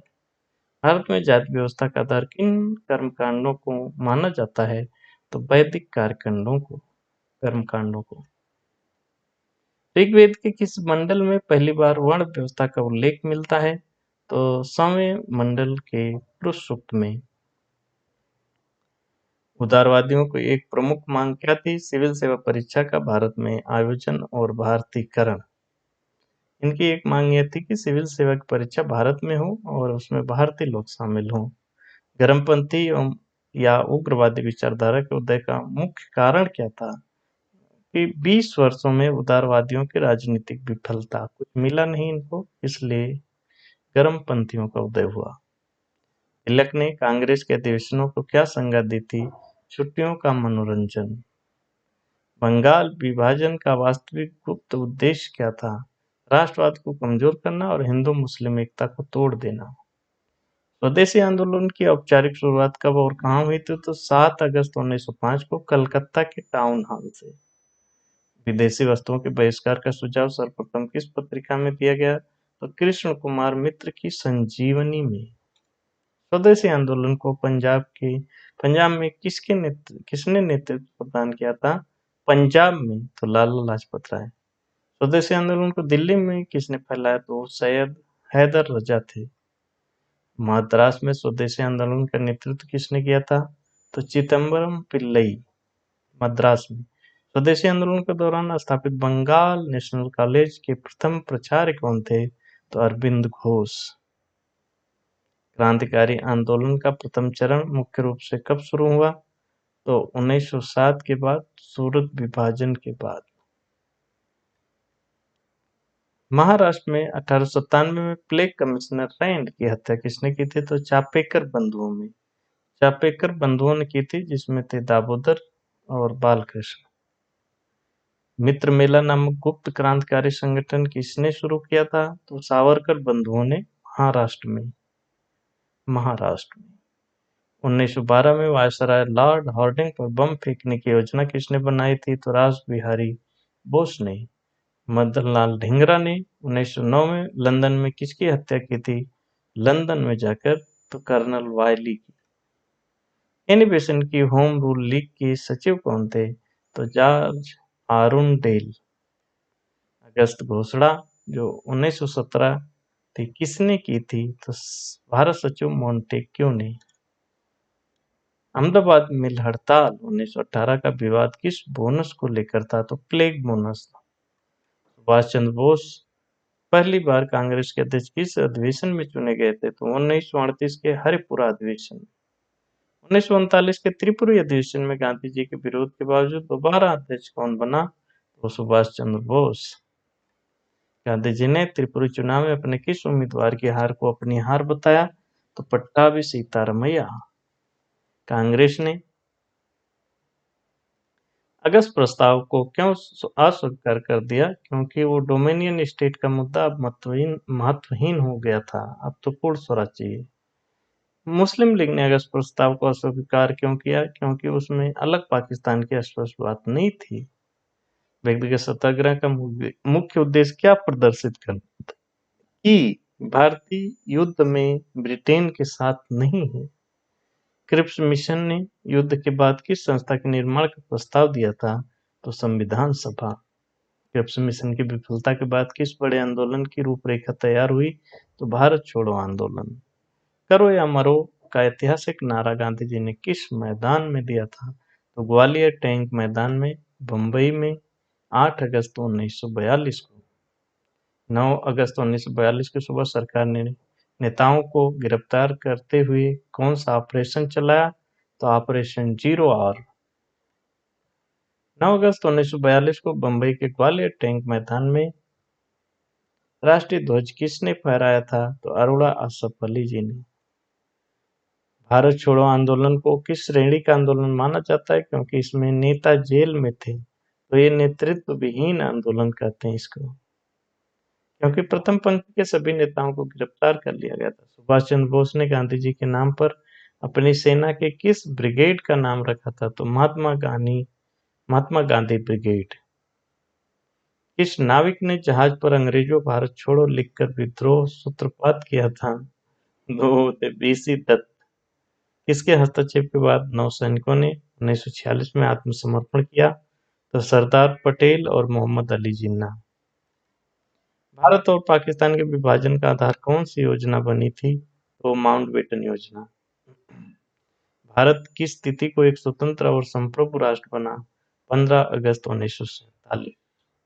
स्वतंत्रता प्राप्ति के बाद भारत का शासन कुछ समय तक किस अधिनियम द्वारा चलाया गया? तो 1935 का भारत शासन अधिनियम। दोस्तों अभी यहीं तक रखते हैं और इसका पार्ट 2 जल्द ही पार्ट 2 आएगा, तो आप जुड़े रहिए ताकि वो मिस नहीं हो। जुड़े रहने के लिए चैनल को सब्सक्राइब करके बेल आइकन दबा देना होता है, ताकि वीडियो जब पड़े तो नोटिफिकेशन आपको मिल जाए। बाकी बहुत सारी मैराथन क्लासें आने वाली हैं, मैराथन, तो आप जुड़े रहेंगे तो वीडियो आपको मिलती रहेंगी। बाकी आधुनिक भारतीय इतिहास का पार्ट 2 आएगा, तो आप देखना। बाकी करंट की भी मैराथन वीडियो एक आ गई है, एक अगली आएगी, जो सब इंस्पेक्टर को देखकर, दरोगा वाले को देखकर बनाई गई है। बाकी वो आप किसी भी एग्जाम में जाएंगे वो तो आपके काम आएगा ही। पीडीएफ चाहिए तो कमेंट बॉक्स में बताइएगा, मैं पीडीएफ टेलीग्राम चैनल पे डाल दूंगा, और और उसका लिंक डिस्क्रिप्शन बॉक्स में है। साथियों, आप लोग अगर लाइक करते हैं, कमेंट करते हैं, तो उससे हमारा हौसला बढ़ता है और अच्छा काम करने। हम सोचते हैं लोग पसंद कर रहे हैं तो हमें और अच्छा मटेरियल देना है ताकि आपका सिलेक्शन हो सके। आपका सिलेक्शन ही हमारी प्राथमिकता है। आप पढ़ते रहिए, रिवीजन करते रहिए। मिलते हैं किसी और कक्षा में। जय हिंद।